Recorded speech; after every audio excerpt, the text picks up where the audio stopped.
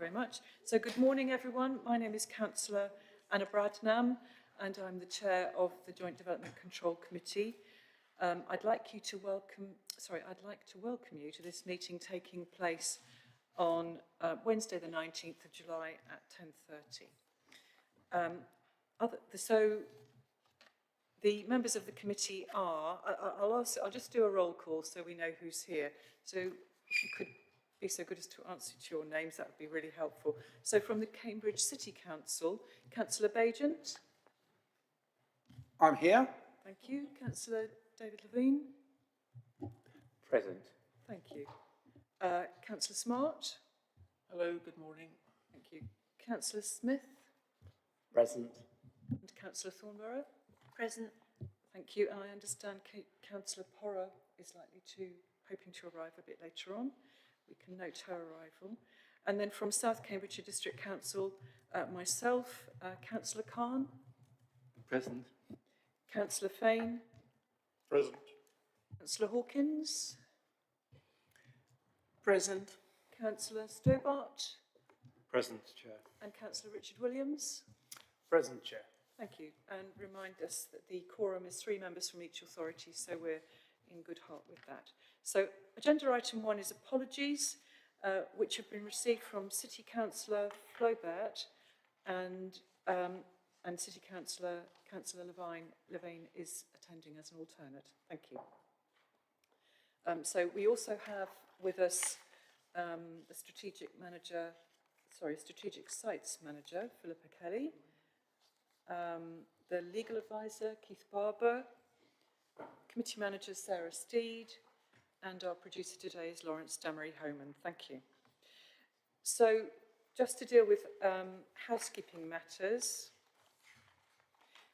could I just take a matter ahead of time, which is that an email was circulated to us by Gary Cliff, Democratic Services Manager at the City Council, regarding the meeting in November. Please, could I have a show of hands for those who will be able to attend the meeting at Cambourne on the 15th of November?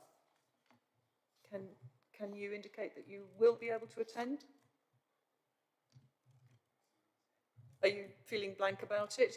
Can I ask you to look at your diaries, and we'll pick that up again at the end of the meeting. So if you could look at your diaries before the end of the meeting, that would be really helpful. So copies of the agenda can be found on the City Council's website under committee meetings, minutes. Chair, on a point of information, is there a shuttle bus provided from the bus stop to this location? I don't think there is, Councillor Bajent. So we can't get here by public transport? If you are unable to walk that far, no. Can't. I'm sure if somebody needs to attend, we can try to make arrangements to help them. Thank you. Thank you. So as we go through the item, please try to refer to the page and paragraph numbers within the agenda if you're referring to a specific paragraph or plan. And please can those present in the council chamber note that everything on your desk, including your laptop screen, might be broadcast at some point.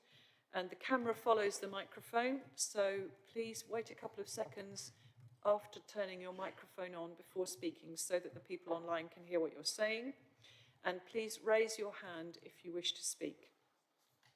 For those participating in the meeting via Teams, remember that the meeting chat is neither confidential nor private and can be subject to an FOI or GDPR request. So please confine any requests to speak in chat. And please can meeting participants keep their microphone and cameras turned off until we come to the application about which you're hoping to speak. And I will invite speakers to speak in turn. The process for the consideration of the planning application will be, firstly, the planning case officer will present the proposals and give an overview of the key issues as set out in their report. Registered public speakers will be invited to have their say, and there'll be 3 minutes for those speaking in support and 3 minutes for those speaking against, unless I have advised otherwise. In that case, it's just 3 minutes this time. The committee manager will ring a bell when the 3-minute time period has passed, and public speakers are unable to join in with the councillor debate. So once you've had your say as a public speaker, then it's just down to the committee to speak. The committee will then discuss and debate the item and may ask questions of the case officer. At the end of the deliberation, I'll ask members to vote on the officer's recommendation by a show of hands.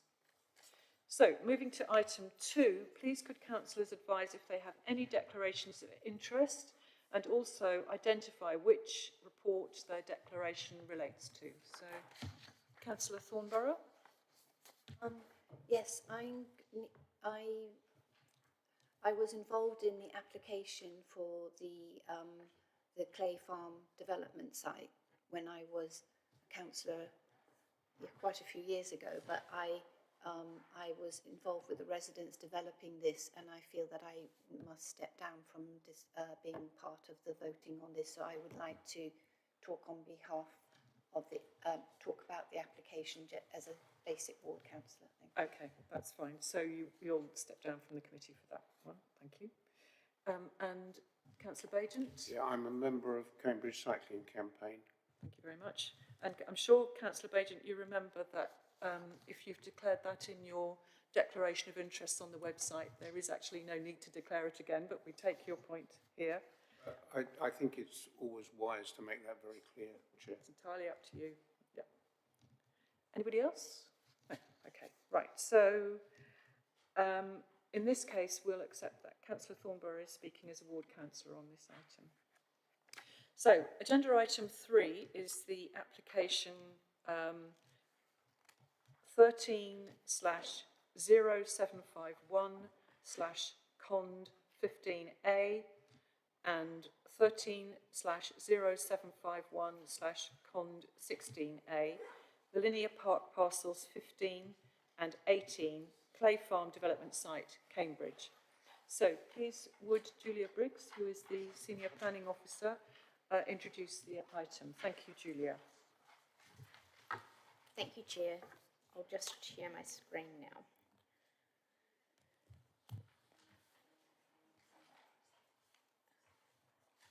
Members, just before Julia starts, I just want to note that Councillor Porra is now online, so she'll be part of the discussion, but will not be able to vote. Thank you. Welcome, Councillor Porra. Thank you, Julia.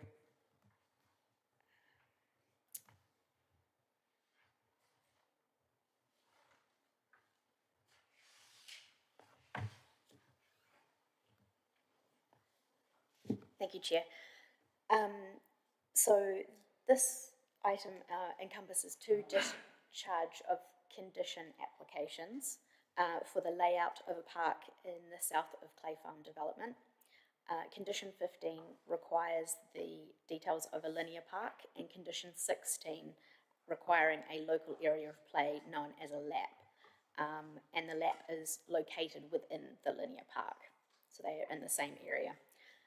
In terms of why this item is brought to committee today, officers have reviewed the JDCC terms of reference, and we consider the applications are related matters as they are conditions on a reserve matters that was heard by JDCC, and that they therefore fall within the JDCC terms of reference.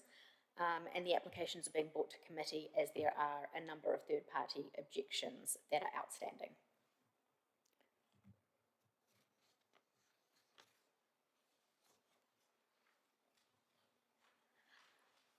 So here we have the location plan. The site is identified in the red box. Sorry, I'll just turn my pointer on.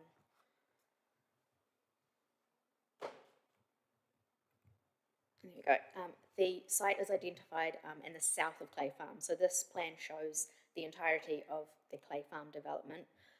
For context, Long Road is to the top, to the north here, Addenbrooks Road to the south.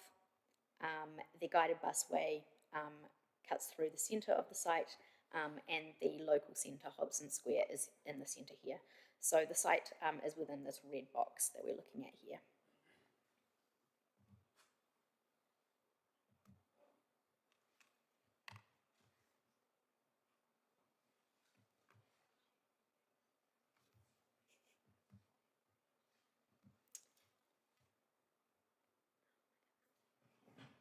Sorry, just a moment.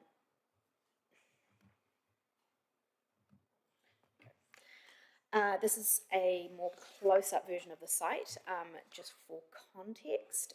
Again, it is the site itself is outlined in the red box. And just to note, the country park here is to the west, and there is a super local area, equipped area of play in the centre here, which is known as a sleep. And I've just also noted the parcels surrounding the park, just for context as well. So the play space is located between parcel 15 and 18.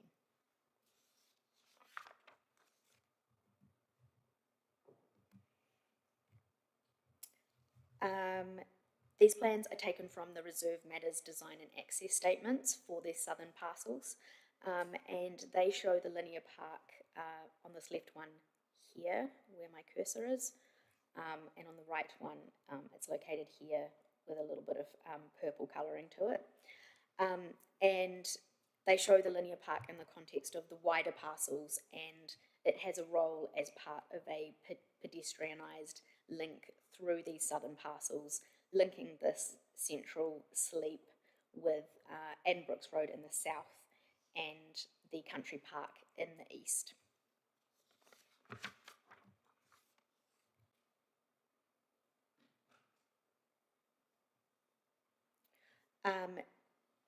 This aerial picture shows the site currently. The residential dwellings of the parcels have been constructed and occupied for a number of years. The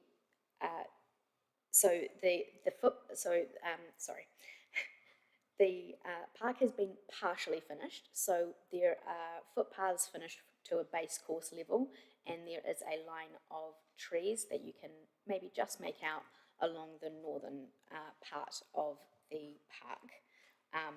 Again, you can see the sleep here. I think it's known as Cornwall Park, and the country park here to the east.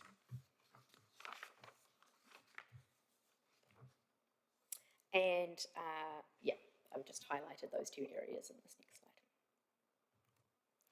slide. This is a photograph of what the site currently looks like as well. This is looking from the country park west through, and at the end would be the sleep area.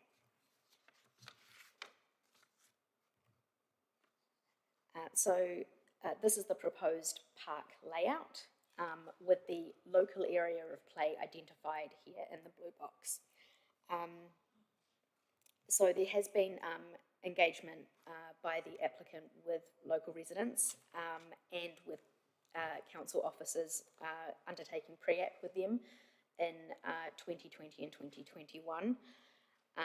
And then since the submission of the discharge of condition applications, there has been some minor amendments to the scheme to improve the proposals in response to consultee and third-party comments. So this includes the removal of a willow tunnel due to maintenance issues and requiring accessible benches and picnic tables, relocation of a rubbish bin, which was located here and is now to be located further away from residential buildings, the inclusion of cycle stands for non-standard cycles in the west here, and the replacement of boulders for wooden bollards along this area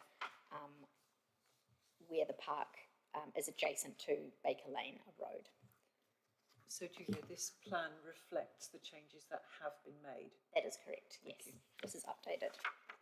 This is the proposed plan. So I just thought I'd show you some close-up versions. There's sort of two halves to the park. This is the western half where you can see Baker Lane, so that obviously cuts down the volume of park in this area. I just thought I'd point out cycle parking in the centre here. Again, this line of trees which has already been planted, and some planting beds to the west here and in the centre over here.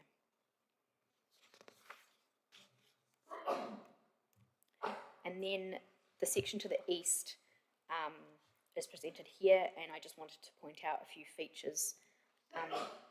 So there are planting beds to the centre, to the south, and to the east. There are a number of grassed mounds in the park, which are shown with these dashed sort of brown lines here and in the centre.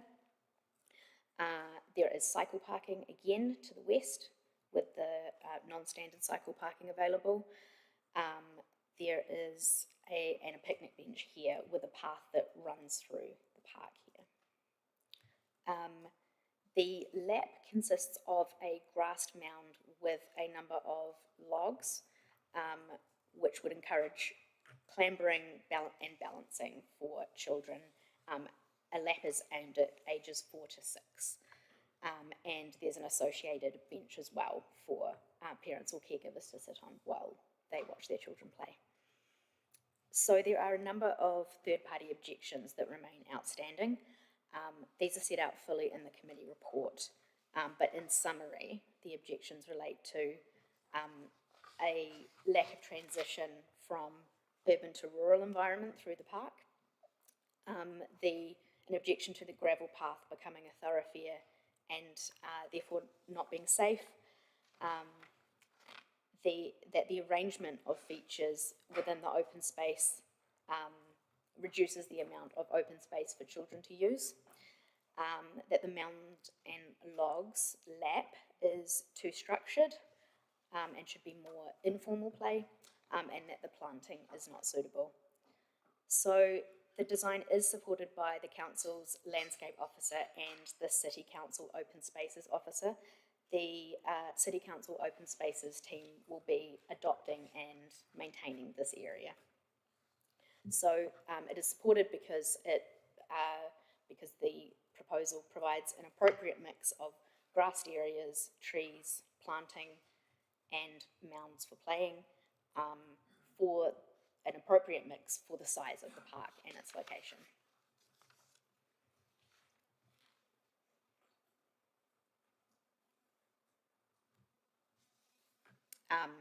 Additionally, the species of plants provided are species that are well tested in landscape terms and are robust and easy to maintain and will provide interest throughout the year.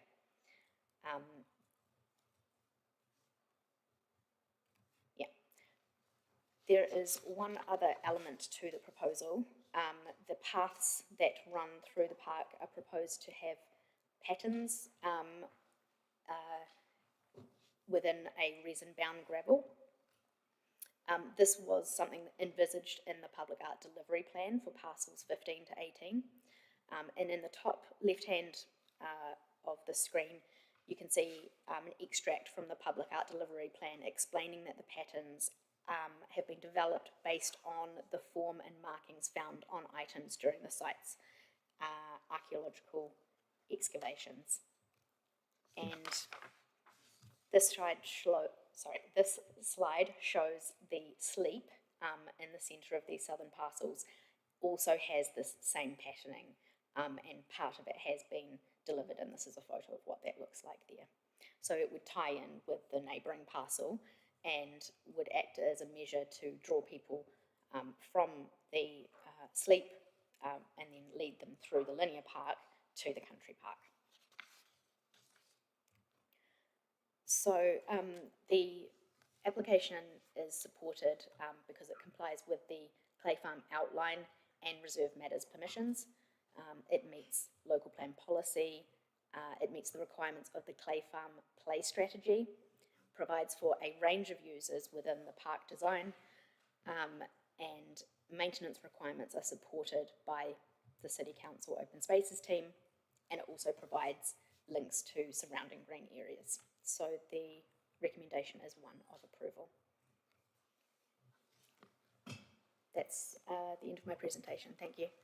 Thank you very much, Julia, for a very clear explanation. Thank you. Right, so we now turn to public speakers, and we have, firstly, Mr. Joseph Saunders Thank you.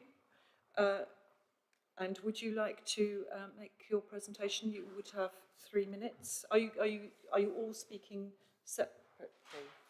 Do they all have 3 minutes? Yeah, Yep. So you have 3 minutes to speak, Mr. Saunders, when you're ready. Can't do it where he's sitting. He needs to come to the I centre. think you need to come to the seat in the centre, Mr. Saunders, so that we can pick you up on the microphone.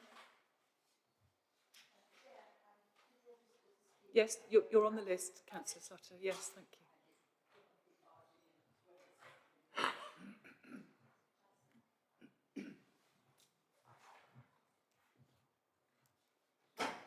Yes, thank you.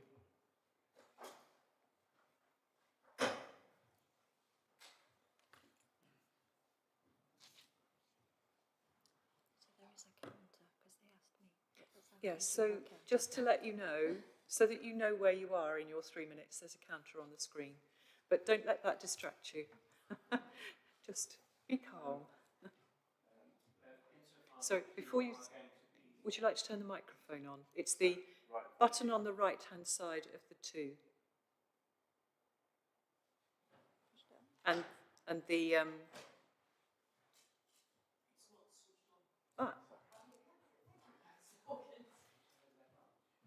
Lawrence will sort it out for you.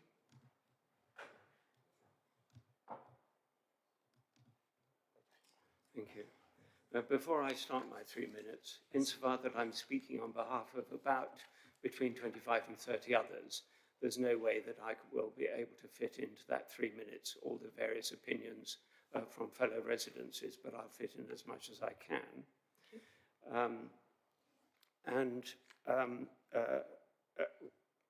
What I will do is to only select a number of the issues that we wish to be brought to your attention. Sorry, thank you. So don't worry, the clock will start when you Can I start now? Yes.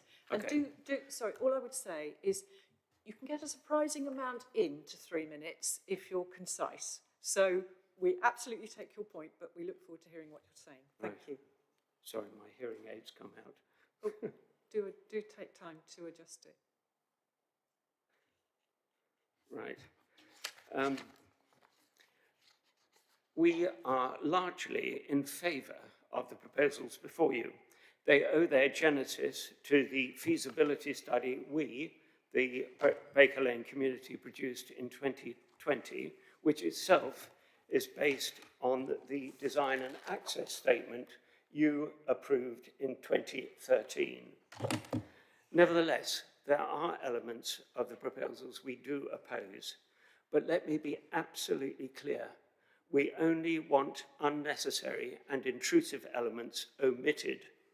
As a consequence, save capital costs and, importantly, potential maintenance costs for the council.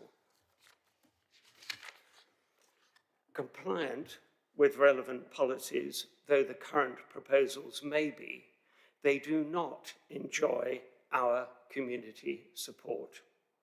The omissions we seek do not compromise compliance. They do save money, maintenance costs and capital costs. Accordingly, we will be urging the committee to direct the applicant to re-engage with us and resubmit. It has taken us a very long time to reach this point, a month or two longer. To achieve consensus is well worth it. Now, for example, but not exclusively, the Hoggen Path in paragraphs 10.3 and 13.2 invites travel from both sides of Linear Park, something already provided by Southwell Drive and the Square. Its introduction robs the picnic table from being a safe area and turns it into a thoroughfare. The proposal invites mobility dependent to risk navigating the comparatively hazardous combined cycle footpath on the south side, rather than encourage access along the safer north path.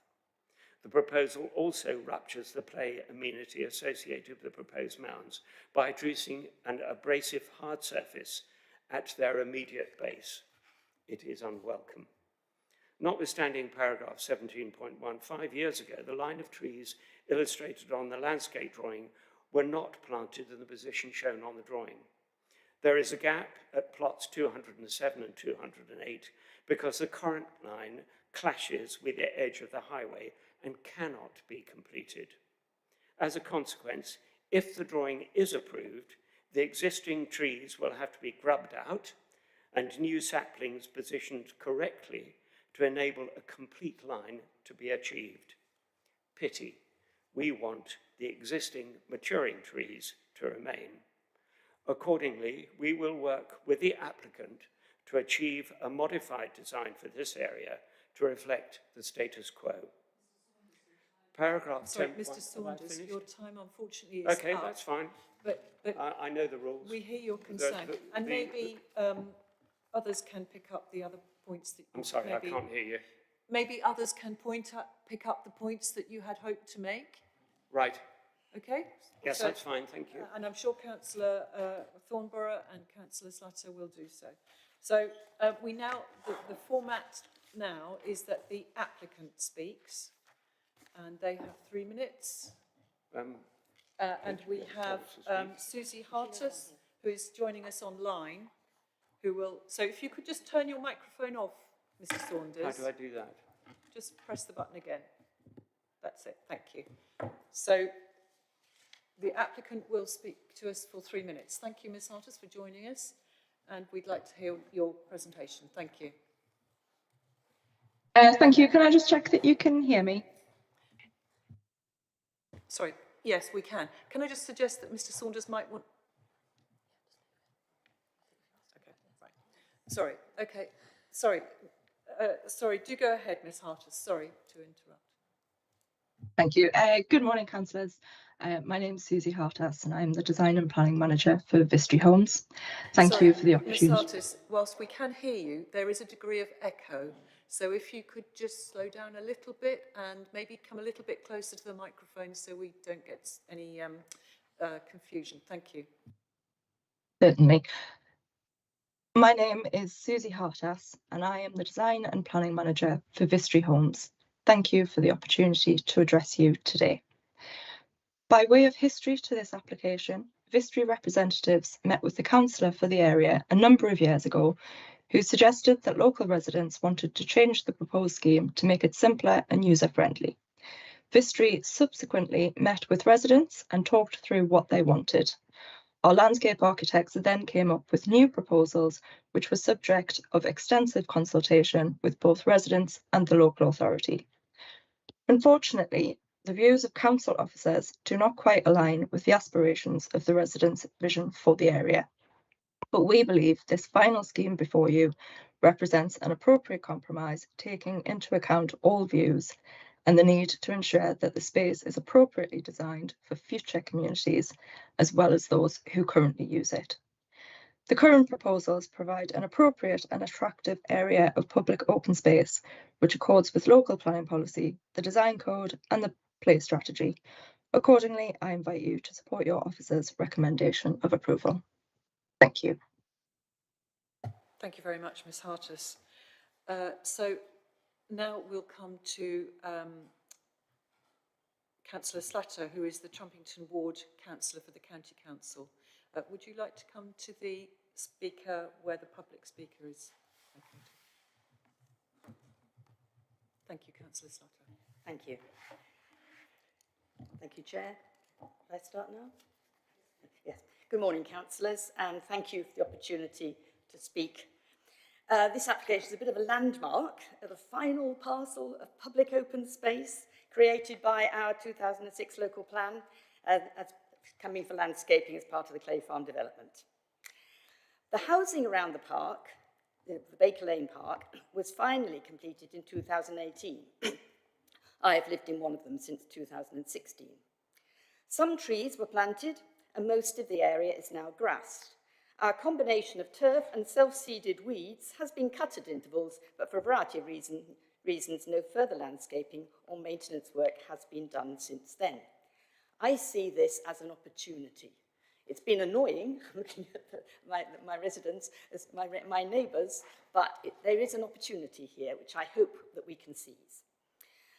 5 years has seen many households come and go and a lot of babies born.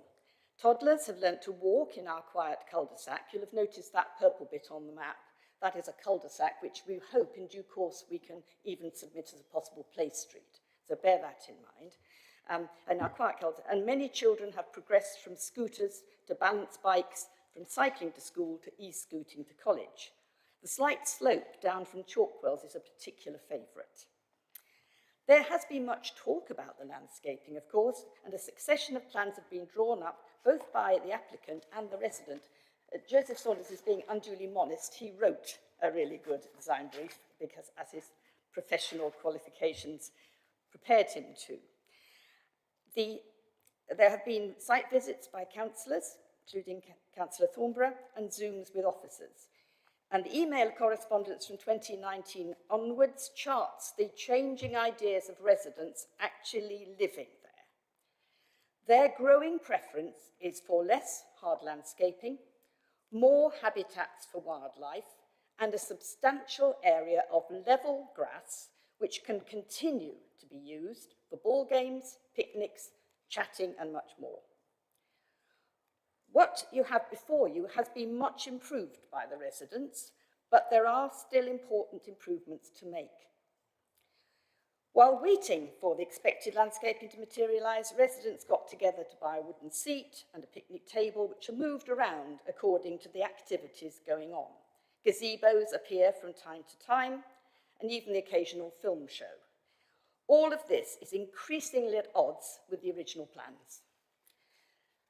Councils and residents have very different attitudes to our public open spaces to those we had in 2013. Still got the copy. And we want this to be more reflected in the landscaping of Baker Lane. The pandemic opened our eyes to the health benefits of time spent in the natural world, and we are increasingly aware of the damage we are doing to that natural world. We want people of all ages and abilities to be able to continue using the open spaces in a variety of ways, and we want to create and manage habitats for other species to flourish too. There is a growing body of knowledge in the City Council and elsewhere and experience of creating habitats for wildlife woven into building homes for people, and more acceptance of their importance by the public. Back in 2013, when this management plan was written, wildflower areas were a bit fringe, but now they're commonplace. There is no mention at all of invertebrate banks, which are now something of a local speciality in Cambridge, using soils and rocks from a variety of our development areas, sites, to create designer homes for a range of species.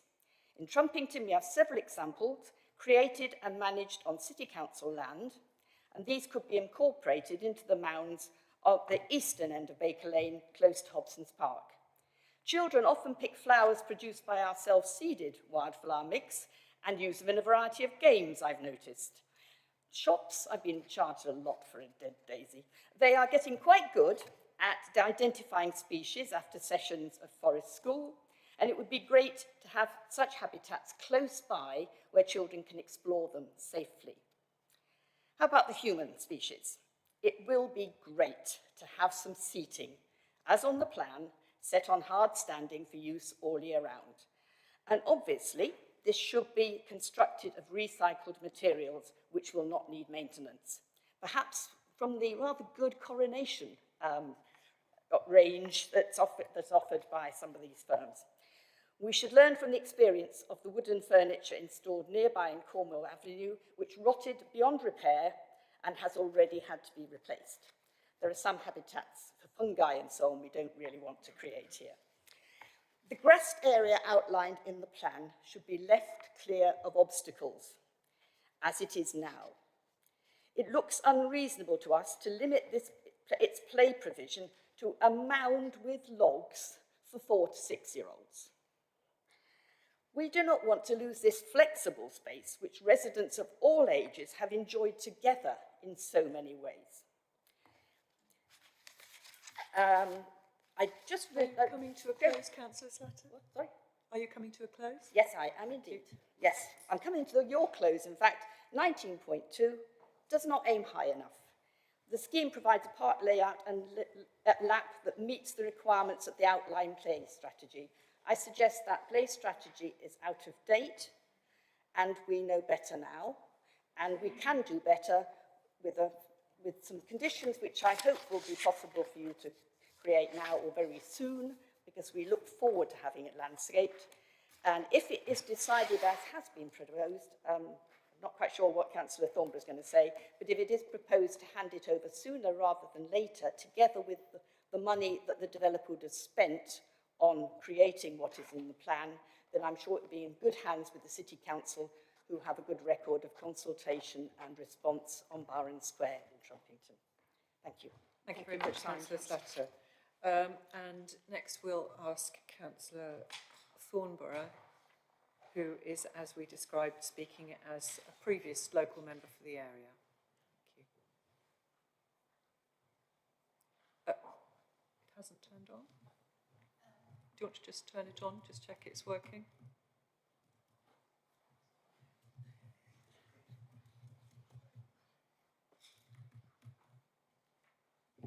Great. Thank you. Okay.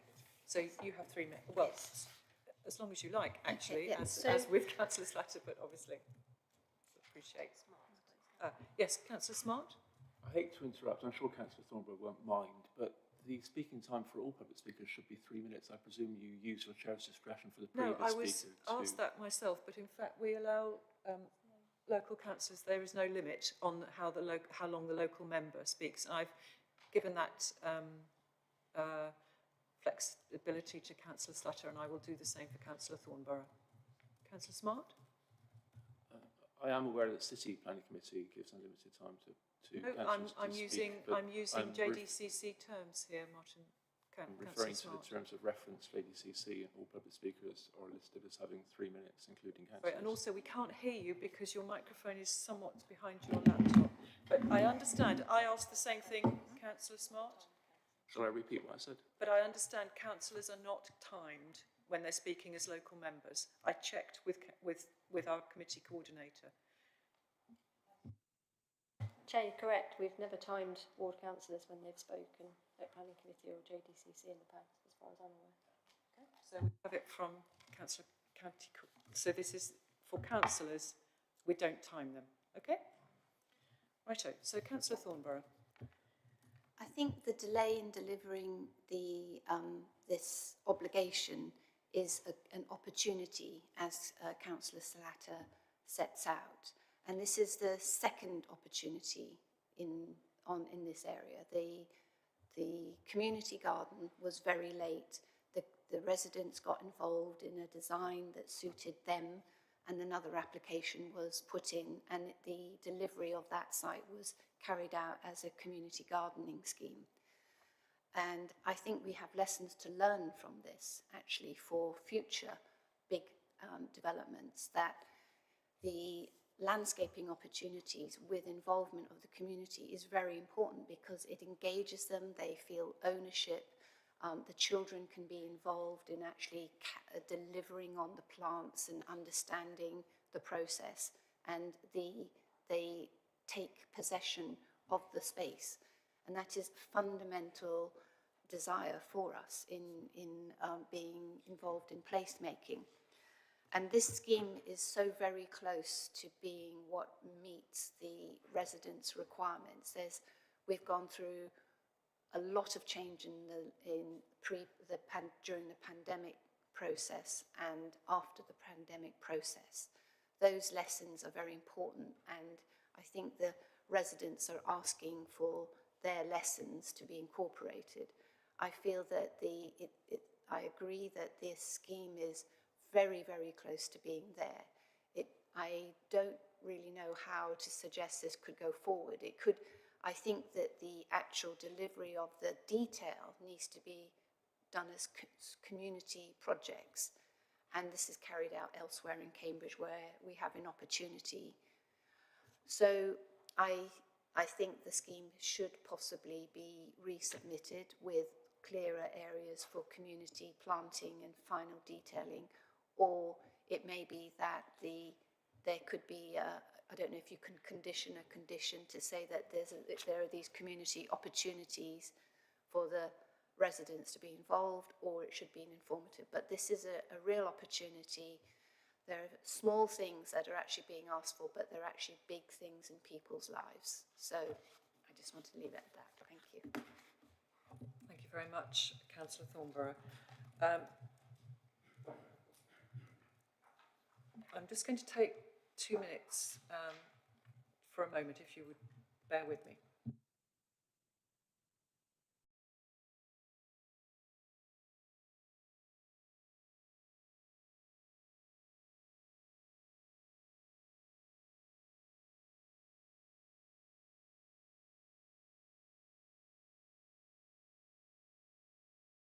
Ask the lead planner, the Strategic Sites Development Manager, Philippa Kelly, if she can just place this in the context of this planning application. We hear the requests from the residents and the councillors, but I think it's important that we understand where we are in the planning process. Thank you, Philippa.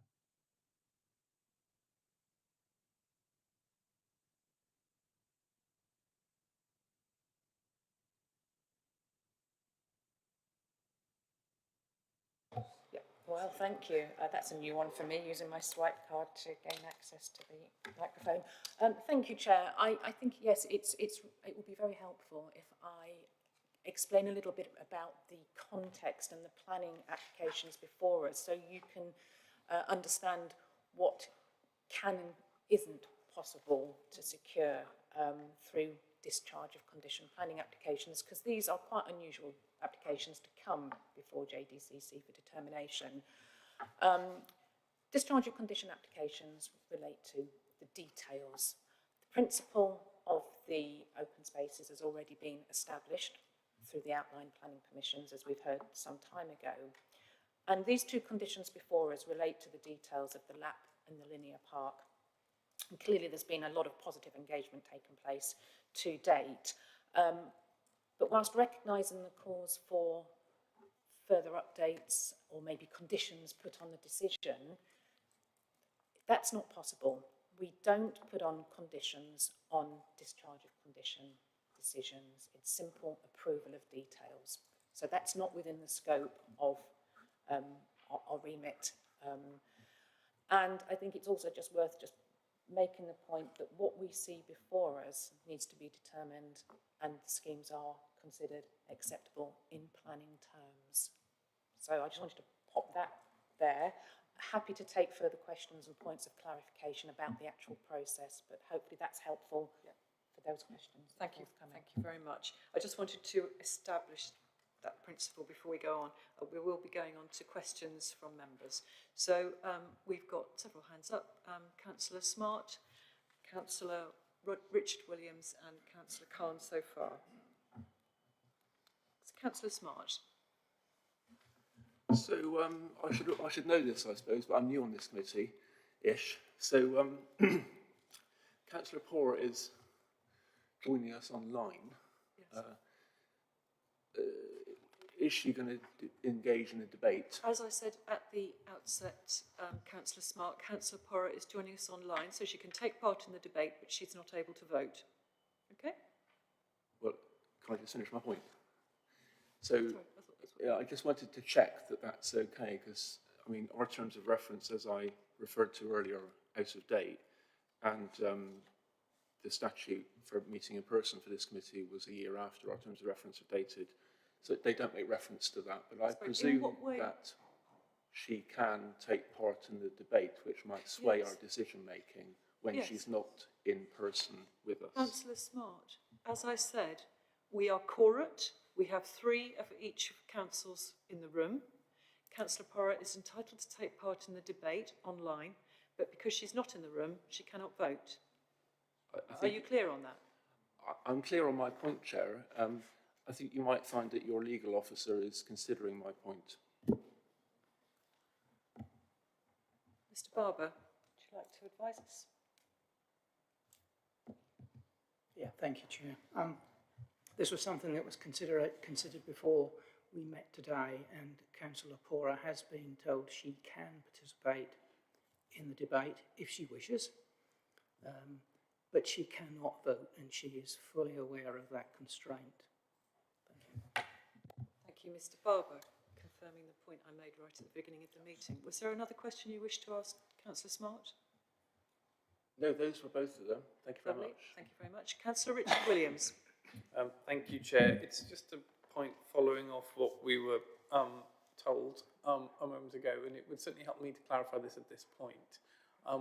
We had the officer's presentation, which had nothing in the column for material reasons to object or to refuse the application. And from what Ms. Kelly's just said, we can't attach conditions to a conditional discharge. So I'm slightly struggling in my head to see what discretion we have got in this case. So I would welcome some clarity on whether it is our legal officers or our officers' opinion in general. Are there any grounds upon which we could reject this? Thank you. Perhaps, Ms. Kelly, would you perhaps answer that? Certainly. So there are no material planning reasons not to support these applications before us. The only scope I can see that we could offer is an informative on the decisions for these discharge of condition applications, an informative to advise the applicant or to encourage the applicant or any future, I suppose, the City Council who will be ultimately taking on the management and maintenance of these spaces, to encourage liaison dialogue with the community engagement regarding any forthcoming plans for further updates or as these spaces evolve over time, and just to ensure that the community is kept informed about any future plans for these spaces. But it would only be an informative. That's all within our powers. So the options that we have available to us to answer Councillor Richard Williams' question further is either to discharge, not to discharge, or to add an informative. Yeah, okay. Councillor Richard Williams, do come back. Yeah, just come back on that. But on that option of not discharge, if we're discharging, if we decide don't discharge, we don't have any material planning rules to make that decision. Aren't we just gifting an appeal with costs against us for saying there's no reasonable ground to reject this? So that's not really an option, I'm hearing. The option is in the mix to either try and push for further discussions on these applications, mindful that it's very likely that the developer or the applicant could appeal to the planning inspectorate for a non-determination, or within your gift to refuse the applications contrary to our officer recommendation within the committee report. So there are technically a number of options you could follow. Okay, thank you. Thank you very much. And Councillor Khan, and I can see we've got Councillor. It is proposed that the park be managed by the City Council afterwards. How many of the proposals of both the objectives and could actually be done under permitted development once the land is taken over by the City Council? For instance, could you add seats without planning permission? The land forming, I presume, would require planning permission. What things could the planting, I presume, would not require planning permission? How much could you adapt it afterwards without planning permission? I think there's quite wide scope. We see this on a lot of our, well, for the City Council, you see how open spaces evolve. I'm thinking of something like Lammasland, where you've seen biodiverse areas being added, wildflower planting. All of this is within the scope of the authority to undertake. However, we need to ensure, though, is that the applicant satisfies the terms of the outline planning permission by ensuring that all those conditions are discharged, two of which are before you today. And that includes the plan, does it not? For example, one of the things that was raised was it would be really disappointing if the currently planted trees were deemed to be not in the right place and had to be moved. I mean, can we do something by means of an informative to say that trees that have already been planted and are established should be left wherever possible, something of that ilk. I'm going to ask Julia, sorry to throw you in there, Julia, to clarify the point on the tree planting, because the applicant will need to fulfil the requirements of the amended scheme. Could you explain how that relates to those trees that are referred to, please? Sure, through you, Chair. My understanding is that where the trees have been planted is the same as what is proposed in the plan. So it is my understanding that there won't be removal of those trees. I don't know whether the applicant could clarify that as well. So, Ms. Hartus, can you clarify whether the trees are, in your view, in the same position as they are on the revised plan? Is Ms. Hartus still with us? No, I'm asking the applicant. Mr. Saunders, I'm asking the applicant. Thank you. Thank you, Ms. Hartus. Do you want to clarify about that? Yes, I am just asking the question of someone else who is here, who knows a little better than me. If you could give me 30 seconds, I will be able to clarify that. Okay, we'll come back to you shortly. Thank you. I suppose my question is, what we're hearing is a wish from the residents to do something softer and not quite so structured as what is proposed. And is there flexibility within the delivery of this plan, if we put an informative on, to deliver the plan in a way that collaborates with the residents in some way, to a degree? You know, how much flexibility is there? Sorry, I just want to answer the question first, please. I would caution against it, and that we should be making a decision on the details as before you today, rather than requiring further amendments and updates which could unduly delay the further determination of this application. I don't think there's scope within any issue of a decision to be subject to more changes. We have to approve the scheme as submitted. Thank you. Thank you. Councillor Stobart. Chair, thank you. I just wanted to pick up on your point about flexibility, and I appreciate comment from the strategic sites delivery manager, but could one of those informatives be around governance and management? I mean, what we heard from the residents was, and this lovely picture of an emerging community, children growing up, and placing different demands on this space. So, you know, the notion of a community that's looking after each other's children, you can see from this plan, and in that sense it's quite encouraging. But in any space like this, there will be a change as the children grow up. I'm just wondering where the teenagers are going to hang out, that kind of thing. And so this will always be a changing space, and I think it's only the local residents will be able to define what that is. You know, I just look at it and I see that lovely mound with the logs, and I think my granddaughters would absolutely love to play on that. But I'm not a resident, so my granddaughters don't live there. So it's down to the residents to decide, I think, the shape of this. And so there has to be that degree of flexibility. I'm wondering if in an informative, that just the scene could be set. I think my feeling is that we are obliged to decide on the plans in front of us. So as has been pointed out, if we refuse, we would almost certainly and quite reasonably be subject to a completely unnecessary appeal, in my view.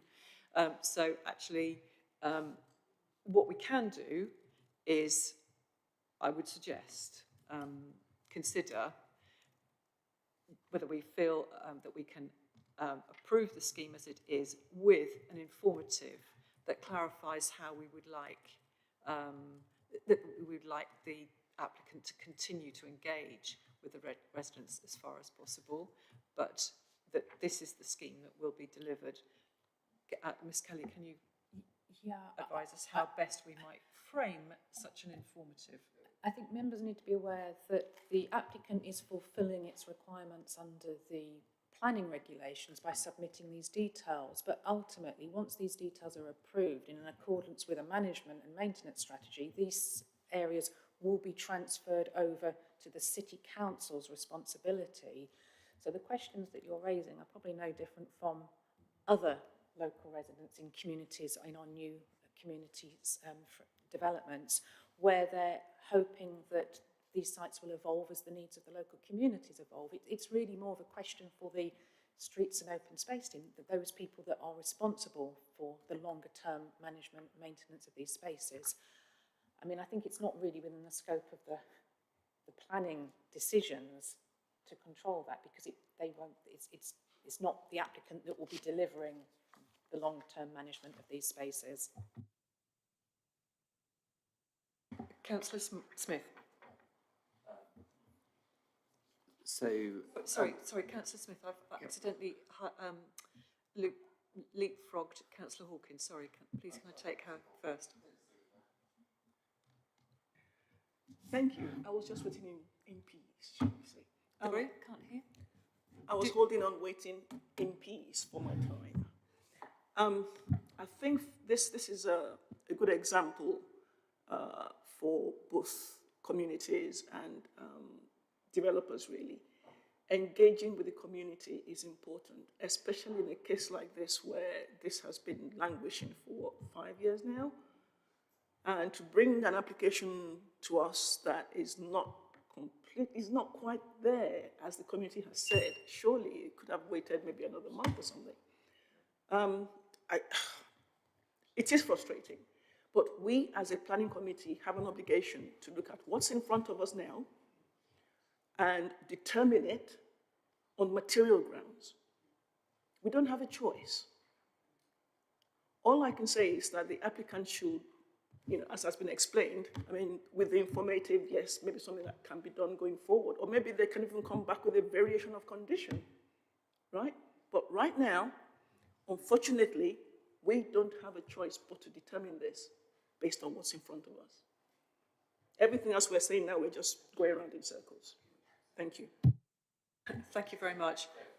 Councillor Smith? Yes, can we just get out of the loop? I think we've established that this application needs to be determined. We cannot condition a condition. Philippa Kelly dangled in front of us the idea of a condition, and then I think rode back on it. So I just want to ask the question. An informative. Sorry, an informative. So I didn't row back on it. Well, okay. So then, in that case, then what we need to focus the discussion on is what could be put into informative as part of decision making in relation to this application. It seems to me that cannot relate to matters of substance relating to the proposal, but it might do to issues of habitat and the tree planting. And I don't know whether the scope of an informative could go any further than that. So I think it'd be useful to define the scope of what would be possible within an informative, discuss that, and then we perhaps get to making a decision. Yes, and my request was, if you remember, the applicants were simply asking for omissions from the proposed plan. So I'm just wondering whether you can advise us what's within the scope of the informative. Just drafting something. Would you like some minutes to do that? No, I think I would stand by the suggestion of an informative to be worded along the lines of encouraging the applicant to actively involve local residents and community groups in the future consideration of management, maintenance issues and the evolution of these spaces. That sounds an excellent suggestion. Councillor Smart? Sorry to be difficult, Chair. Just a bit perplexed why we're not posing questions to the case officer. Sorry? Why aren't you putting questions to the case officer? She is the person in charge here. Because the questions are of a sort of technical, procedural nature, which seems appropriate for the Strategic Sites Development Management to answer. With all due respect, Chair, I think the case officer knows what an informative is. Councillor Bagent, you had a question. Oh, Councillor Fane, sorry, misunderstood.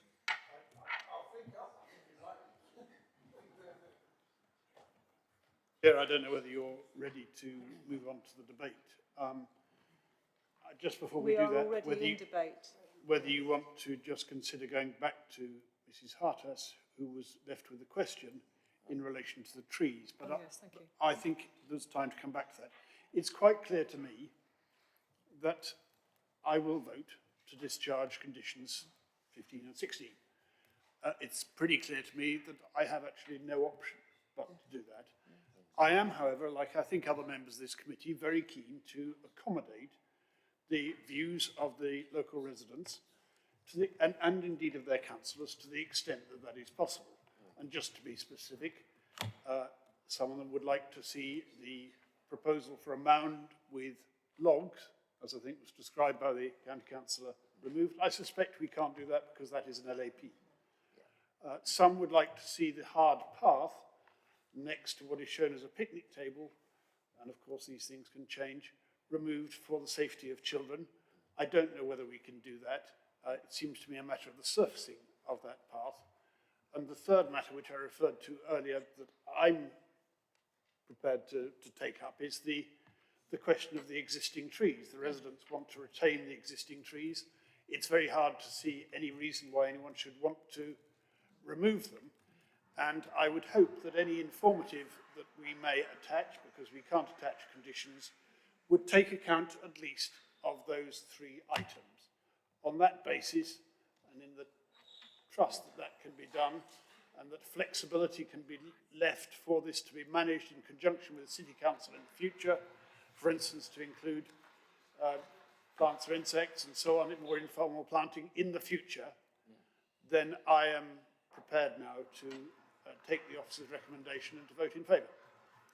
Thank you very much, Councillor Fane. Can we just come back to Ms. Hartis and ask whether it's, and I'm sorry about the noises of drilling off, that's in the building here. Could you just clarify whether it's your understanding that the trees might be left where they are if they are not in the positions that they were on the plan, or if indeed they are in the positions that they were depicted on the plan? I have been desperately looking for plans whilst you've been speaking. I can't say definitively if the trees are in the same place as the proposed plans, but what I would say is it's in no one's interest, including ours, to remove trees that already exist. And unless there are technical reasons why they have to move, I would be happy to commit here to keeping those if there are no technical reasons for them to move, such as easements or what have you. Great, thank you very much. So can reference to the trees be included in the informative? In other words, a reference to retaining existing trees wherever possible? Chair, I'm becoming conscious that this informative is getting rather long. Well, we don't know yet. Well, I can see the draft of it in front of me, so it is getting rather long. And what worries me, and I know you're all aware that an informative is just that. There is no compulsion on an applicant to meet it. I think you need reminding of that. So let's not make it too complex. I would just add, once I'm speaking, that I believe you have all now taken on board that there are no planning grounds to turn this one down today. and that an appeal against refusal is quite likely, and the council would be in a very difficult position to defend it because there are no material planning grounds to refuse it. So with that, I'll stop there. I hope I haven't made matters more complex for you. Thank you, Mr. Barber. I think we understood that, we recognise that an informative is just that, it's only an informative. Ms. Briggs, did you want to speak? Make a point? Thank you, Chair. I've just been comparing the plans with the existing trees, and I can't see any discrepancy in the positions. I just wanted to let you know that I've undertaken that exercise. That's really helpful. So the trees currently planted appear to be in the same places as they are on the proposed plan. So can I suggest we move on to, does anybody, sorry, Councillor, so we're still in debate, so we can have further comment, but I'd quite like to move this forward. But Councillor Wilkins? Just very quickly, because there's supposed to be a drain that's supposed to be provided, is there an easement that allows that to be done? Ms. Briggs? Through you, Chair. Yeah, I believe from the plans there is an existing drain which has an easement, but I have checked with the landscape officer and they are happy that the position of the trees, the easement goes a little way under the canopy but is not in a position where those trees would need to be removed if that easement needed to be accessed. Yes, so I have checked those plans with the landscape officer and they're happy that the trees are in an acceptable position in relation to the easement. Thank you, Ms. Briggs. Councillor Khan? I simply wanted to comment, that as Councillor Fain has commented, it's supposed to be a LEP, and this will be presumably for very small children who need to be very close to houses, and therefore you want walk distance, and having an open space for a large kickabout is perhaps not the best for this age group. Therefore, I see that but I would also comment that we ought to bear in mind that this is immediately next to a country park where people, with a large open space where people can kick about to their heart's content. And I suspect that while the people are objecting about this, they might actually find the proposal is more convenient than what they are suggesting. Thank you very much. So I can't see any more hands up. I'd like to propose that we move forward to a decision. Thank you. So that's seconded by Councillor Hawkins, and I would propose, my proposal is that we approve the submission of details with perhaps an informative, which perhaps Councillor Ms. Kelly can describe, and we don't need to refer to the trees because that's already been addressed, that they are in the right place. So could you just give us the wording of the informative that we might add? Certainly, Chair. So an informative worded along the lines of the applicant being encouraged to actively involve local residents and community groups in the future considerations of management, maintenance and evolution of these spaces, but with the precise wording to be agreed by officers in consultation with the Chair and Vice Chair of this committee. Thank you very much. I'd be very happy with that. Councillor Smith? Well, this it will be handed over to the City Council, so it will be the City Council's responsibility to continue to engage rather than the applicant. Noted. We will. Thank you. Yeah, The City Council do that anyway. No, exactly. I mean, we have a plan to promote improved biodiversity in open spaces. So we'll do that anyway. We can include that. Yeah. We can incorporate that into the informative. So members, with that proposal, can I just see who is in favour of that proposal? And that's unanimous. Thank you very much, members. And thank you very much to the members of the public for attending and for making your views clear and for enabling us to understand the evolution of the site even better. Thank you very much. 3-minute break? Yeah, can we just, we will take a 5-minute break now, just so that we can welcome the developers. Thank you to the residents who've left. Thank you very much.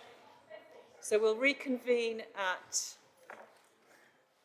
just after 1:45. Thank you.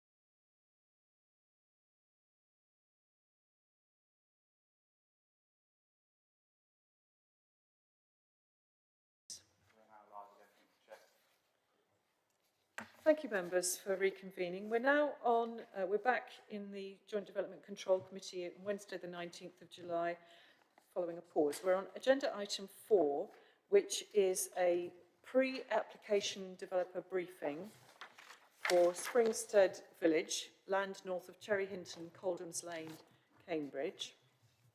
And we're looking at reserved matters of, it's a reserved matters application, we are considering the pre-application presentation for a reserved matters application for appearance, landscape, layout and landscape for 135 residential units and associated car parking, cycle parking and landscaping.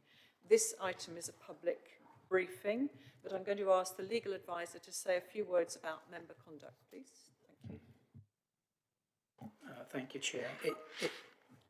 It's just the usual reminder for you all that please keep your questions open and avoid expressing any opinions on what you hear and see today, so that we don't find we're tripped up on bias or predetermination topics. I think that's all I really need to say. Thank you. So this is not for discussion. We're entitled to ask questions of clarification only, and I'll repeat, we should not be expressing any opinions about the application. So please, can the Principal Planning Officer, Rebecca Ward, introduce this pre-application proposal?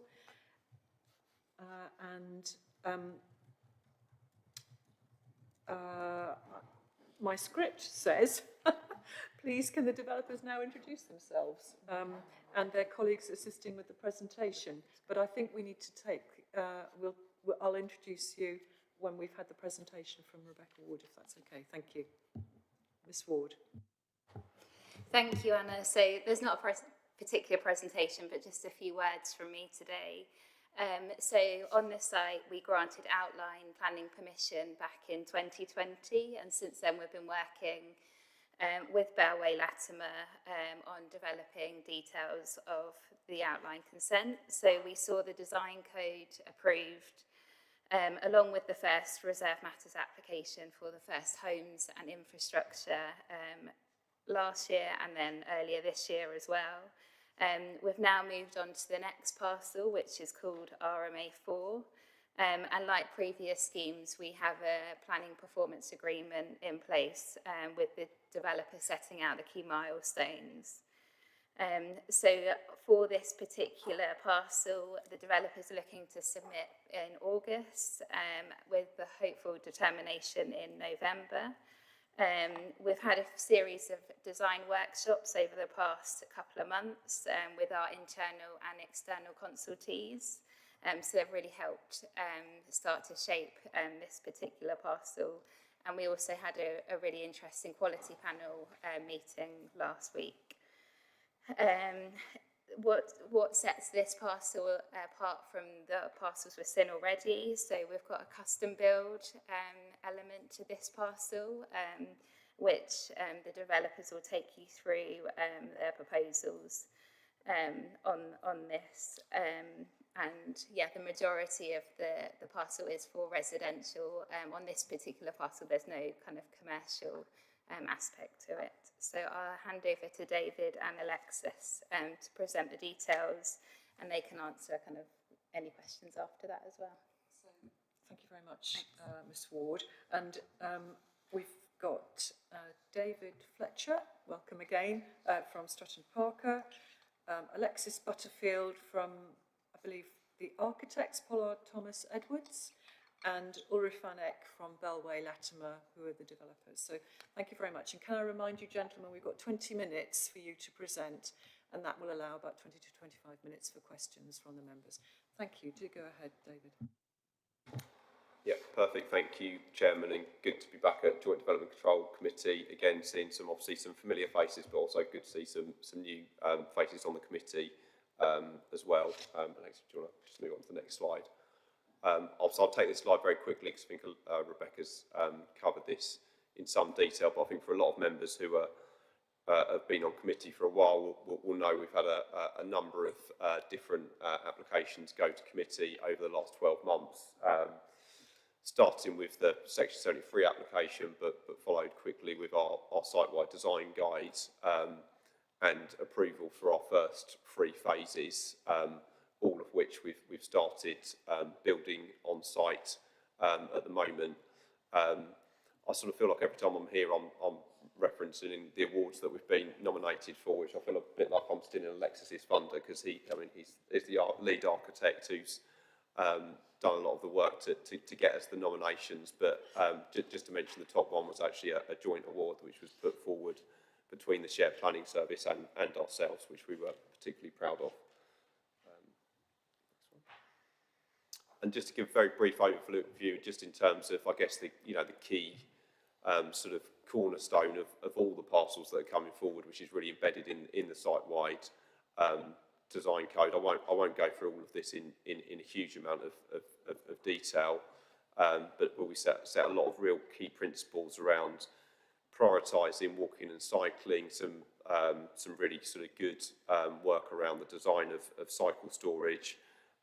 We've got a planning condition which requires a 10% improvement against Part L of the building regulations. On the first phase, we achieved a reduction of over 60%. Consistent with that, we're looking at a very similar proposal on this parcel. So all dwellings being fitted with air source heat pumps. We've been very committed to reduction in energy and the sort of zero carbon agenda on this site from the outset. And every street really being planned to have walking neighbourhoods towards public open spaces, which is all very much embedded within the design code. This is our sort of compliance checklist. Again, I won't dwell on this, but effectively we've got a checklist within the design code. So for every phase, this one included, we're very much going back to ensuring that we are addressing all of the key points within the design code. As I say, a particular interest for this phase is the need for custom builds. So what we've done to date, we've looked at our obligation on a site-wide level. So we had quite detailed discussions with the Shared Planning Service about where's the most appropriate location for self-custom build within the site. This is the first phase that they're being delivered. It's a really interesting one from Bellway Latimer's perspective, because this is actually one of the first time within the country they'll be delivering custom build units, but there's a sort of real commitment from them to make this work, and actually this potentially being a really good example for custom build that can be rolled out potentially on in other locations. And then just to give a brief overview in terms of the site, in terms of where we're at. Members will see on what was the east side, or the right side of the plan, that was RMA2 and RMA3, so they were our first phases. So they're the phases that we're currently on site with, adjacent to Cherry Hinton Road. The parcel that's subject to the briefing today is on the other side of the site, so it's the Coldham's Lane side, which if members can just about make it out, it's RMA4, which is in the red colour. It's adjacent to the Western Homes development, which was relatively recently completed. So near the junction with Coldham's Lane? Yes, exactly, yeah. And I'll hand over to Alexis to pick up from here. Absolutely, and then just finally, before I leave this slide, you'll notice the large yellow area that threads all of these different residential and... Sorry, you need to move your mic. There, thank you. My apologies. If you look at the plan, you can see the yellow areas which thread all of these different development parcels together. That was the infrastructure application, which also, as well as the new streets, the main streets, also includes the main green spaces which are in the development as well. So then the smaller parcels that are within this then also then deliver other green spaces, but they're not part of that wider green strategy.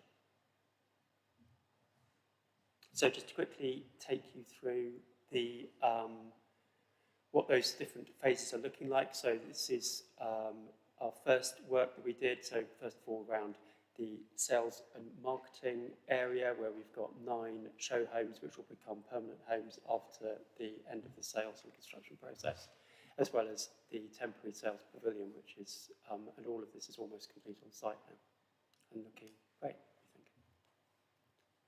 I think. We've got the residential parcel, first residential parcel of RMA3, and this is just some images of what those look like. It's all low-rise buildings, and essentially what we're trying to do is make sure that we have buildings that really sort of address streets and address street corners and things like that. And those are all very much what was picked up, what was sort of highlighted in the design code when we produced it. All the streets also have things like street trees. So, as David was saying, this is our area. You can hopefully see on the left-hand side there this image of RMA4, and you can see that it's split into two, one larger area to the south, and then a small sort of triangular area to the north, but it's all part of the one parcel split by the primary street network, which is part of the infrastructure.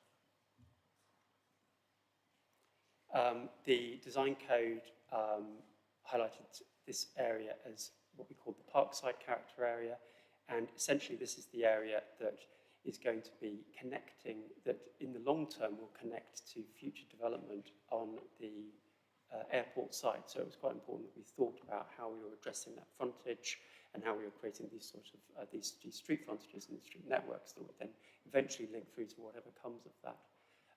So that's quite an important aspect to this. In terms of the other elements that are in this diagram is we used it to make sure that we were highlighting things like, say, important street corners and also focal point buildings as well.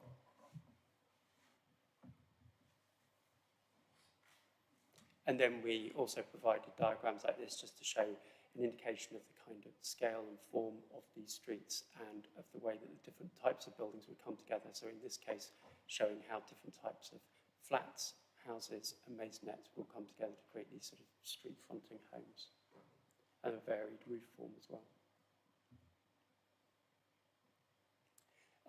David was just pointing out that one of the really exciting things about this phase of the project is that we have our first of our custom built homes, and this diagram is just to show with those asterisks, those red asterisks, you can see at the moment 2 different areas highlighted for the custom built homes. There's going to be further areas as well. This is just to show where we're planning on those first homes to appear. Essentially in this phase, and then in the upcoming phase, which will be at the village centre, the village green, as part of the local centre and Market Square. So the next sequence of diagrams really just to talk to you about the other design principles that we're using for the project. The first one is that, as I say, we've got quite a lot of landscape and street infrastructure, which is put in as part of the infrastructure applications. And here you can see how the red line areas, which are the 2 parts of RMA4, are then linked together with these blue arrows, and essentially these form the main parts of the street network, which sort of links back to the surrounding areas and particularly to the green spaces. And what we want to do is make a sort of clear routes through, so particularly for walking and cycling, to connect these neighbourhoods together. Then the next part really of our thinking is about making those kind of strong frontages that are envisaged in the code.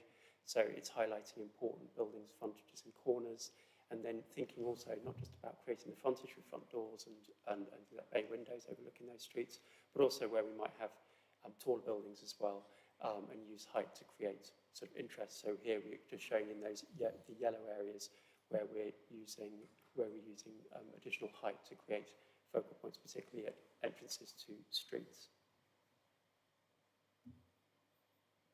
And then behind that, we have a network of small streets with smaller homes, which is sort of arranged around muses and lanes. And they provide also small squares of parking, which are integrated into the street network and the green network. And again, that's something that was very important at the coding stage to make sure we didn't have the sort of large rear parking courts and things like that. And then, last but not least, it's sort of threading back all of the landscape features that we want to have throughout the site. Particularly, what we want to do is make sure as much as possible that we have landscape that sort of runs through the site rather than just having isolated pockets of trees or planting. And so you can see here in particular, we've got a very strong east-west feature in the street there, and you'll see that in the more detailed with street trees, and you'll see that in the more detailed plans coming up. We've got a mix of typologies, which is, I'd say, set up in the design code, and it's a mixture of flat blocks, and here you can see how flat blocks are arranged on corners, and I'd say that gives us an opportunity to have additional height and things. We then have terraced houses that link between those flat blocks and face onto the primary streets and the primary green spaces, and then behind that we have smaller houses, smaller terraces, semi-detached and detached homes, which are set behind that. And that gives us a kind of pretty good mix of 1, 2, 3 and 4 bed homes across the site.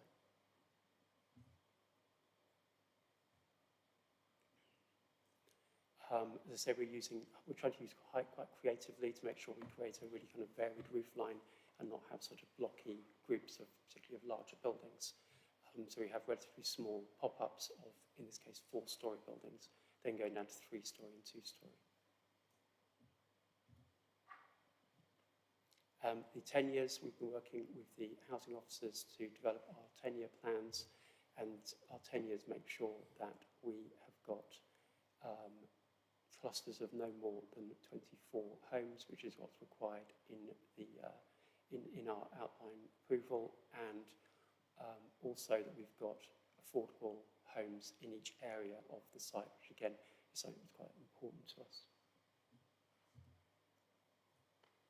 I won't bore you with the detail of this, but essentially we're still working through the very detailed level of the schedule of accommodation, just making sure that we've got a really good mix. And at the moment we're just working with the officers to see how we can adjust the mix between 4-bed and 3-bed homes.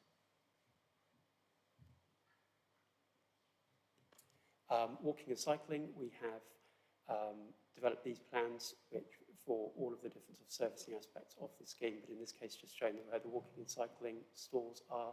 Essentially the strategy is that for each of the flat blocks we have a cycle store which is directly adjacent to the main entrance to the blocks. For each of the homes we have a secure store as well as a cycle stand at the entrance to the home, and that gives again a really good flexible way of using bicycles and promoting them. Again, that's all sort of really just reflecting the design code. We have car parking is integrated on plot for all of the homes, and that keeps the parking off the street, and then street parking is for visitors. Yeah, apologies. The servicing and refuse strategy, we've been having meetings with the servicing and refuse officers, and have developed a strategy where we're able to collect all of the bins directly off the street, but not have kind of bin clutter, so that so that the stores are carefully concealed.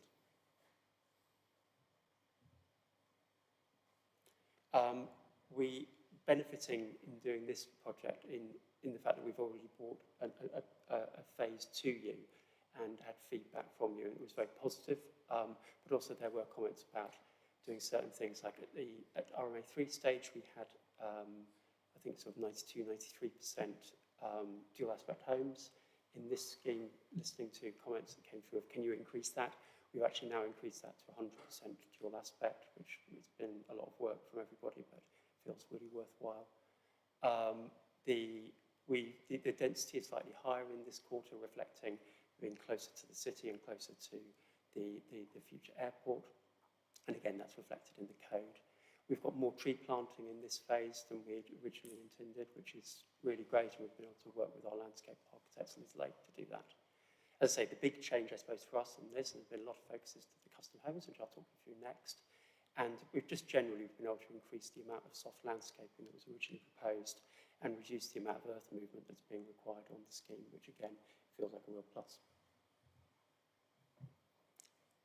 Built form and layout, you've got a real sense, I think, from the previous images, but essentially we're looking at gabled buildings, whether there's flats or houses, and what we want to do is make the flats and the houses and the maisonettes all work together in one single coherent design. So how that works in in more detail is that the apartment buildings are broken down in their form so that the roof forms don't become sort of over dominant, and then those form the key features around the corners and entrances into the other parts of the street network and give you sort of focal points. We then connect them with the terraced homes, and again, we're looking at just the detail of the roof forms at the moment. The idea is we've got a varied roof forms around that edge, and that's a mixture of 2- and 3-storey family homes and maisonettes. And then finally, we've got our smaller homes, which are set behind that in muse homes, and they form small lanes which interconnect between the frontage and the surrounding landscape. The other thing I'll just notice on this drawing is on the top left-hand corner, you can see a group of terraced homes which form the custom-built homes, which we'll get onto soon. We talked about the parking squares being integrated into the public realm rather than being rear parking courts, and this is a good example of one where we've got a parking square which is lined on all sides by homes and front doors, and also incorporates tree planting. And that's been quite an important aspect to how we've been thinking about, as I say, all the parking on the development. Say all of the apartments and maisonettes are dual aspect, and this is just a typical small block plan to show you how that works. And the integration of cycles and bins. And then just an example of the type of typologies we're using. A lot of these typologies are already present within RMA3, but we've also now got our custom-built homes, which are the homes on the bottom left-hand corner of those 9. The material strategy is following on from RMA3 with a mixed palette of materials, predominantly brick, and using a varied palette to create a sense of place, and particularly where we've got focal points. And then this is just an example of a cutaway section, just showing how all those different materials and forms start to work together in detail, thinking about, in this case, a flat block and how all of the different balconies and roofs and entrances are integrated. Can I just check, are you coming to a close, and does Mr Van Eck wish to speak as well? I will be finishing very soon. I can finish in a couple of minutes. I do want to quickly take... Does Mr Van Eck wish to speak as well? No. No, okay, righto, that's fine. Thank you, do carry on. But we're heading towards the end there. So and this just are the details of those materials coming through in the detailed design of buildings. We have public space. The public space strategy for RMA4 plugs into the wider site-wide green spaces that we're providing. So obviously those are the main areas for this site, but there are also green spaces within it too. So just to quickly take through that, so this is the green space in the landscape diagram for the development, and essentially it shows quite a large number of street trees that are distributed throughout the development, and particularly street trees that are growing in rain gardens and swales rather than just sort of isolated grills. We also have, you'll notice on the right-hand side of this plan, a larger pocket park, and that pocket park, I'll take you through in more detail now, but essentially is the largest green space in this phase. Those, as I say, all of those different streets and green spaces all then link back to the wider kind of movement strategy and also the green spaces strategy, which surrounds the phase. And the planting strategy follows the design code in terms of using natural and native planting and creating kind of biodiverse habitats and incorporating play. This is just a more detailed plan of the pocket park green space, showing how we're using copses of trees in clusters to create, let's say, these little focal points. We've got a meandering path that walks through this site, and then we've also incorporated various natural play features into the site as well. This isn't a destination play space, but it is part of our play on the way strategy and our doorstep play strategy. And then that follows through to a linear sort of green finger that runs on the northern part of the site. Again, this was in the design code, but what we've done is we've developed that as a real sort of natural corridor that runs runs along adjacent to the primary street greening strategy, and we've incorporated, as well as the other planting, we've got a native hedgerow and some bug hotels, as well as some seating. We're working very closely with the council's team to look at the adoption strategy for the site. Essentially, at the moment, this is the state of play. We have the pink areas, which are highways adoption. We have green spaces here, the green areas here, which are intended to be adopted by the city. And we're in discussion with the city to look at how we can incorporate more of the yellow spaces as well, but that's sort of ongoing. But again, it follows the design code's commitment, trying to make sure that the management of these sites is planned from day one.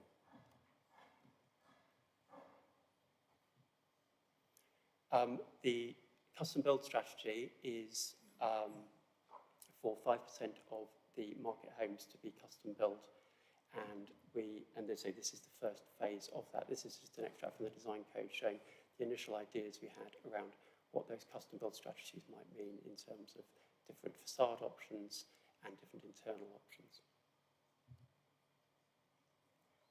We started off with this sort of inspiration of this idea we could create a family of buildings that could all have different treatments. And we were also particularly taken with the idea of the history of the merchant's house, the traditional merchant's house, which could incorporate so many different things. Could incorporate work, could incorporate work, and all this sort of family life as well, and just shown how flexible they were in history. Those types of buildings are really evident in Cambridge, and this sort of flexible home, the idea of a home that can incorporate a mixture of lifestyles, can also incorporate things like working from home, and even sort of things like artist studios and things like that. We're very interested in the idea of homes that can be really flexible over the very long term, not just at the point of sale. We're also really interested in how those homes, as I say, can express their difference on the outside, but in a controlled way. So the customization that we're looking at will include the external finishes, facade finishes, will include things like landscape finishes, for example, things like choices of trees and other planting for the home, choices of internal layout with different types of open plan, particularly on upper floors. But we'll also, to make sure it's absolutely deliverable, we'll have things like fixed foundation design, fixed core building services, and things like fixed stairs. And that's all about trying to make it so that it's both really aspirational, but also really deliverable. And it's been really interesting to work with everyone to do that. So, initial concept diagrams for this. Can I ask you to draw to a close? Yes, right. We'll be about 2 Are we nearly there? Yeah, about 2 minutes. What we want to do is create a range of homes, as I say, where rooms can be a whole range of different purposes, but also have some different shapes in them as well. This is the floor plans, the various different floor plan options that we're proposing at the moment, essentially showing how you can have sort of individual rooms. You can have some rooms larger than others, and then you can have full open plan options as well. And we think that these could happen on different floors at different levels for each home, and will be an important part of the strategy. Then externally, we've developed a sort of curated range of options based on predominantly a brick palette, but with some boarding. And this just shows some of those examples, just showing how all of those different curated options come together to make. And then the next key part of our work was to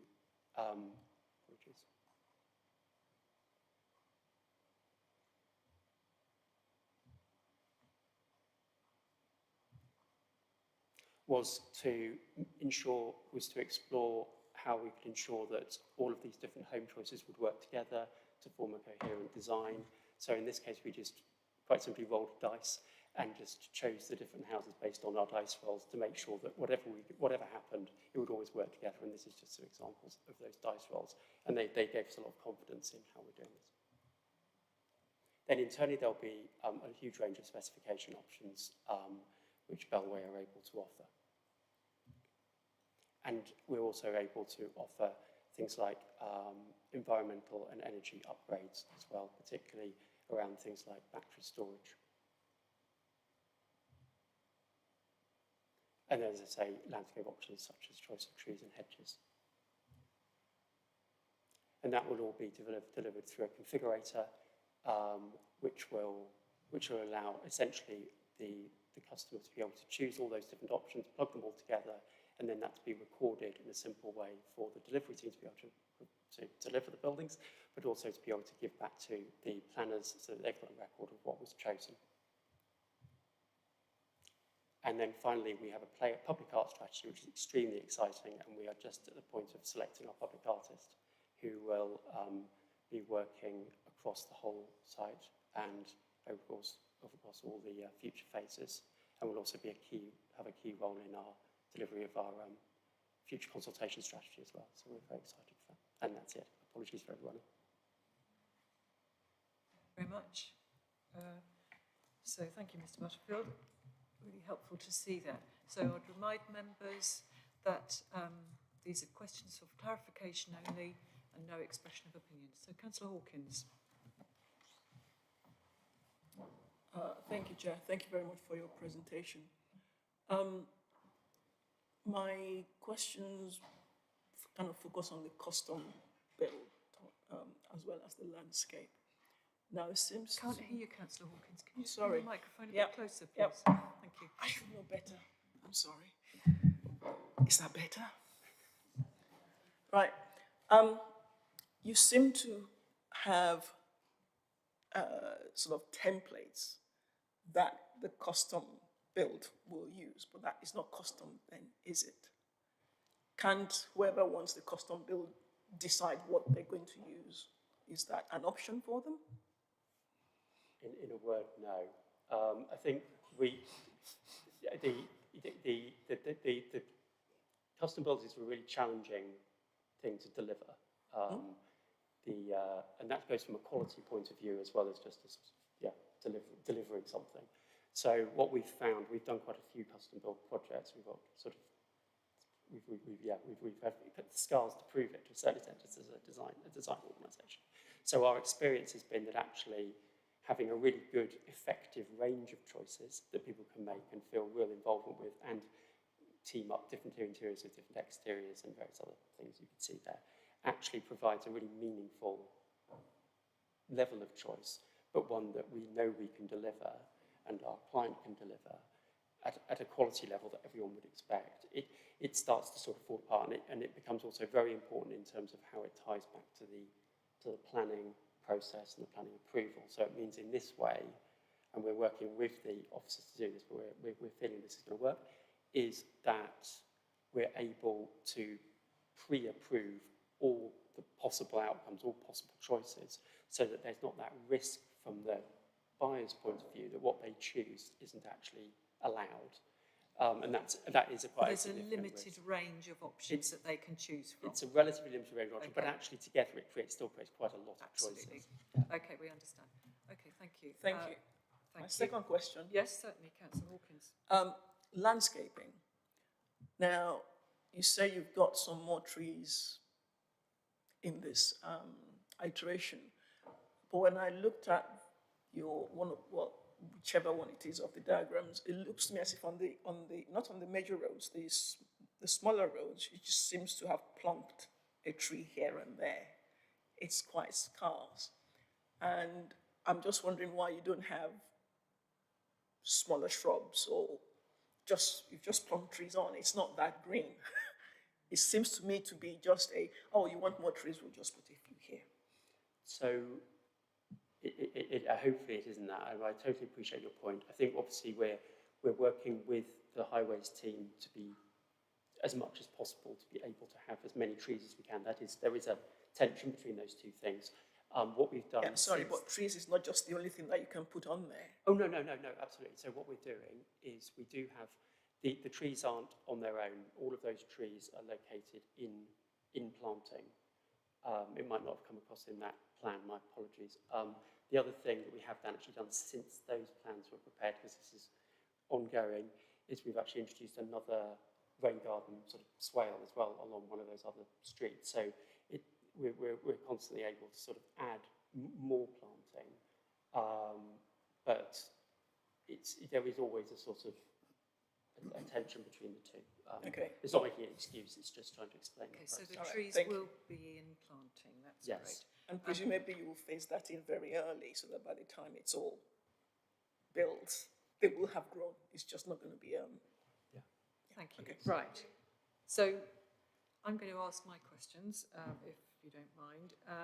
I just wanted to check with the play area to the right-hand side, the eastern side of the development, can we just check whether any of that play area will double as a sustainable drainage system? Will it be a swale or will it be just play area? For example, the dip at the southern end of that diagram. So the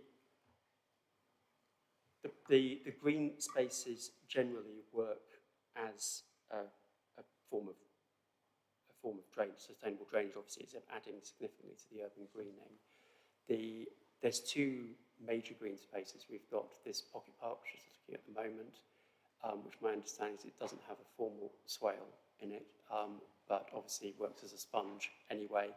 You'll also notice that we've tried to minimise the amount of hard surfaces on these open spaces. One of the things we've sort of design code did was to really sort of focus minds on not having huge areas of paving and to instead have softer areas and more tree planting. The question was, is that area to the south effectively a SUD? You're shaking your head. I'm saying I don't think it's a formal SUD, No, but okay. it is as a sponge. Just to say that the northern area does include more formal sort of. I think it works as more of a rain garden than a swale, but yes. That's fine, thank you. The other question I wanted, or a number of questions. You said the street parking would be for visitors at some point in your presentation, and I think that was because the residents will have parking in parking courts and garages associated with their plots. And I just wondered how you are anticipating managing whether residents might use the street parking to park in as well. In other words, have an extra car. Yeah, I mean, I think that it's a good question. I think it's always a difficult one. I guess what we would say is we've really tried to prioritise sort of cycle parking, obviously sort of good connectivity from the development, and strike that balance between having what we consider to be an adequate amount of car parking on site, but without providing so much parking that you're sort of almost prioritising sort of car ownership and car. So would you anticipate having a management scheme for parking in the development from the outset?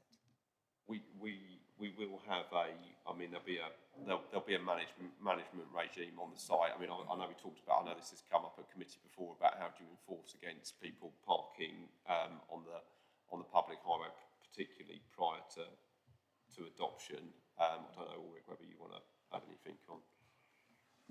Yeah, I mean, as David said, it is finding that balance, and meeting the demands of creating the green spaces, etc. The area will definitely be managed, both the green spaces by the city, and we will pick up the rest. I think in the cold light of day, if we're honest, we will always be concerned about there not being enough business parking. But I think where we've ended, like we did with RMA3, the first residential phase, it will be that sort of compromised position. But I fear we probably can't go any further than where we are at the moment. Sorry, the point I was making is that if you set up a management scheme at the outset, then you have an opportunity to manage it as they happen on other developments. The other thing I wanted to ask was about the tenure layout. Can you go back to the tenure layout document, please?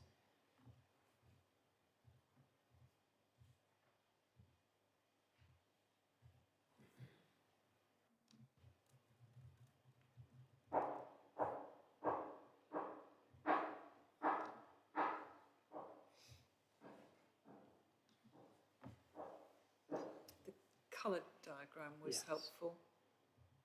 Apologies. That one, thank you. Had you given any thought, sorry, it's that one, isn't it? It looks to me as if all of the market housing is facing the open space in that diagram, and I wondered if you'd given any thought to further incorporating the affordable and the rented and the shared accommodation in amongst all of those blue blocks at all? We tried a number of different options for this. For the 10-year split, it's 40% affordable. As you know, the reasoning we settled on was particularly to focus the affordable flats around the pocket park, the new pocket park, as the sort of largest of the green spaces that we're providing. We felt that given that those homes will be likely to have children in them, we felt that they would be particularly benefit from being as near as possible to those green spaces. There are other ways. Obviously, there are certainly ways that we can move some of the flats into other locations, but we felt particularly in that case, having the sort of safest and quietest routes to be able to be either opposite or to get to that pocket park was something that we felt was a benefit. In terms of the houses, it's slightly more difficult because of the nature of the design code and the size of those homes in relation to the tenure, and so we did need to have most of the smaller homes being affordable. So it's just one of those sort of things in this particular phase. Okay, thank you very much. So, members, I don't have any other, do put your hands up. So I've got Councillor Levine, Councillor Stobart, Councillor Thornborough. Oh, actually, Councillor Thornborough raised her hand before. So I had Councillor Smart, sorry. So let me just write down. So I get you in the right order. And then I'm sure on this side. Yeah, okay. So Councillor Thornborough, sorry, first. I've got 3 points, questions. The custom homes, I wondered if you have thought about putting ready roof structures in, so it's ready for loft conversions. I think that Marmalade Lane, if you're using put a loft truss in so that they can extend into the loft. I know you can, under permitted development, you can build up. Is it possible to design a 3-storey building, but actually ask for a 2-storey building because that's what you can afford, and then in 10 years' time, build up the extra story? I know in other countries they do that, and it supports keeping the build costs lower at the beginning. That's one. I think the point about the roads for visitors is really important.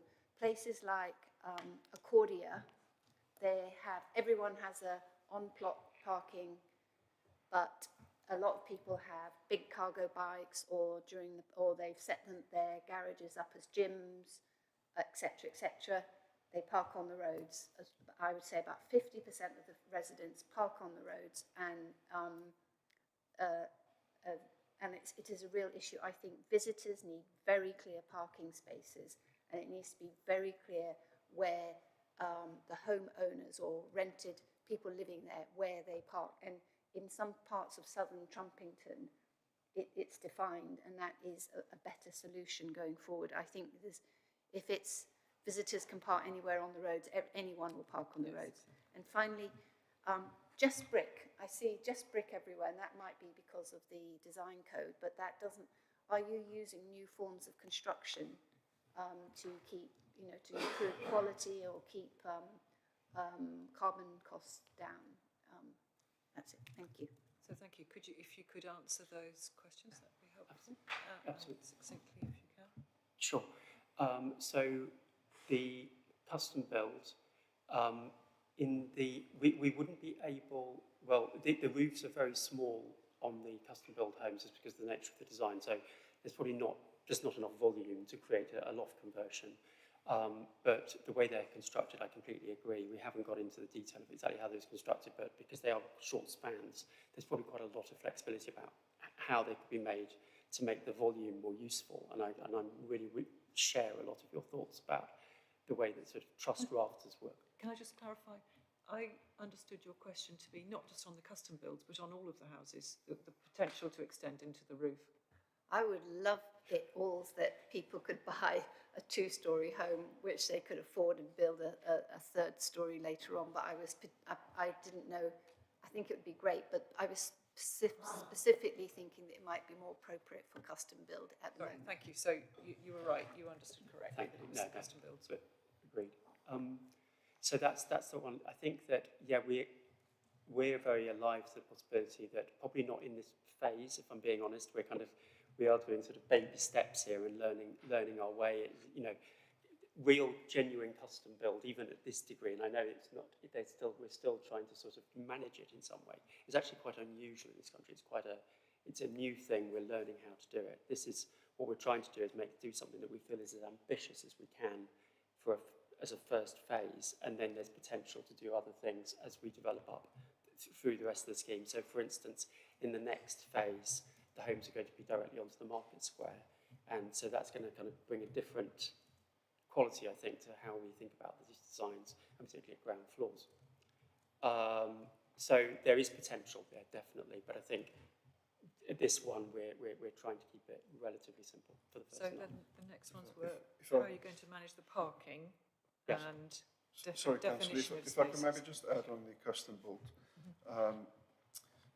I think it's fair to say that our custom build offering is, I guess, a light version, and we can't look past it. But it's quite. I think it's important for the committee to see where we're coming from. We are a volume house builder, so us embracing this concept we've done it with hesitance because we're really scared that we won't be able to deliver it, and so we have sort of entered with caution, and so I think we're at a point where we've developed our offering in the belief that we can actually deliver it, and I think we understand it will evolve as you see how it goes. It's a sort of suck it and see, and we're encouraged that you're doing it. We've got lots of people asking questions, so I'm going to move on, if that's okay, to the visitor parking and the materials on the outside, if you would. Absolutely, I can answer that pretty quickly, I think, hopefully usefully. In this particular scheme, which is slightly different from the Accordia scheme, is that Accordia is basically 1-for-1 for the dwellings, and particularly where it's in garages, which most of it is, or sort of much like garages. Whilst I really like Accordia, I think it's one of its problems is that, the garages get used for other things, or big cargo bikes, and then cargoes on the street. What we've got here is we've got essentially space for 2 cars on each plot for almost all the homes. And so there's just that bit more flexibility in the actual parking arrangement. Not that I particularly want to encourage 2-car ownership for every home, being honest, speaking from our other hats on, but to make it possible. And then hopefully that will help reduce the amount of that sort of fly parking that happens, which obviously we don't want to, it won't help anyone. So that's the approach we've taken. I think perhaps the message that's coming from both of those questions, are that actually delineating who parks where helps to avoid problems, and the just brick everywhere comment. Oh, I can do that one. This particular character area is a predominantly brick character area, sort of how it was set up originally, so we don't have a great deal of other materials. In the first phase, we had what we call the village character area, which had a lot more sort of boarding and things like that. We're always looking at those other materials anyway. And so, for example, the phase after this, assuming we go ahead, we'll have a wider balance of materials. So, there is a reason why it's mainly brick. Lovely. Okay, so Councillor Smart, you were next on my list to speak. Thank you, Chair. I've got 3 questions. Shall I ask them all in one go, because they're all sort of related? You ask them all together. Yeah, and then you can, answer what you want and ignore them if they're a bit too difficult. So so all my questions are about climate change and climate emergency. So before the meeting, we had a briefing about good design. So my first question is, valley gutters are certainly a fashion, but it could be argued to be designing in a means to fail. So block gutters from leaves from all the street trees you mentioned, then water ingress from heavy rain especially. But more importantly, from climate change and extreme weather events, water overpouring gutters and snow load potentially. Second question, is it the case that all the dual aspect homes mentioned have openable windows on opposite sides of the dwellings? And thirdly, so I understand you need to build what buyers want, and we have a responsibility, but we all have a responsibility to reduce carbon use in building. This relates to the earlier question on bricks. So how do you think that building this scheme in brick and concrete responds to the climate emergency and climate change when other building systems are available and have been available for decades, like, for example, in timber? And just to say, your comment about other buildings being built in brick around it doesn't really have any sense at all in terms of the current situation we find ourselves in the world, at this time in Southern Europe, at the very moment we're speaking, that you can say that building in brick is a good thing to do. Okay, Councillor Smart, I think we need to let the developer respond. I think, Chair, with all due respect, I can express an opinion about climate change and building in brick without compromising or predetermining myself on this scheme. I wasn't suggesting you were compromising anything, I was just conscious of time, that's all, and I think they'd understood your question. So I'll address the, as I can remember them, I think the first one around the valley gutters, call it fashion, call it, yes, a number of things. I think one of the things we are doing at the moment is reviewing the number of valley gutters on the scheme, so we are looking anyway at changing that, and that's something that came up. We had a very positive quality panel, but the one comment that did come up with, so we probably want to look at that a bit. So it's something we're doing at the moment with the urban design team in Cambridge, and I think we'll find a good medium on that. The point around brick, I think, is a really, and other building methods, I mean, very alive to that. I think that, and it's a very unfair thing that's happened, but post-Grenfell, it's been incredibly hard to get people to build in anything other than masonry. And if anything, that's got harder, I think, in the last few years, as it's become ingrained as a sort of knee-jerk response. Now, is that the right thing to do? Probably not. But it's unfortunately, it's part of a mood music. What we can do, and what we have done in this scheme, is that we're trying to really promote things like terraced house forms again, which is something that is a real challenge to do, by the way, because of parking and bin strategies and everything that have to be achieved. But by showing you can make terraced houses again, you're reducing that form factor, you're reducing the amount of material basically goes into making buildings, and particularly in facing them, and also in terms of the thermal efficiency of them. So yeah, can we win the carbon, the structural carbon in the buildings right now? Probably not, but we can win in a lot of other ways, and certainly the operational carbon on this scheme is significantly reduced, and for a lot of buildings we're much closer to 70% reduction on Part L, which we're really proud of, and that in terms of in-use carbon use actually will make a big difference. Thank you. I think that's... Yeah, the other one was about dual aspect windows and whether they were all open. Oh yeah, sorry, yeah, all of the dual aspect homes are fully dual aspect. They naturally ventilate. They open both sides. Thank you. Right, so Councillor Levine. Thank you.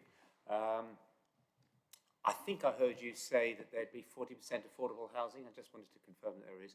I don't know how you carve it out of the tenures there, and I don't know if you have a slide showing where they'll be.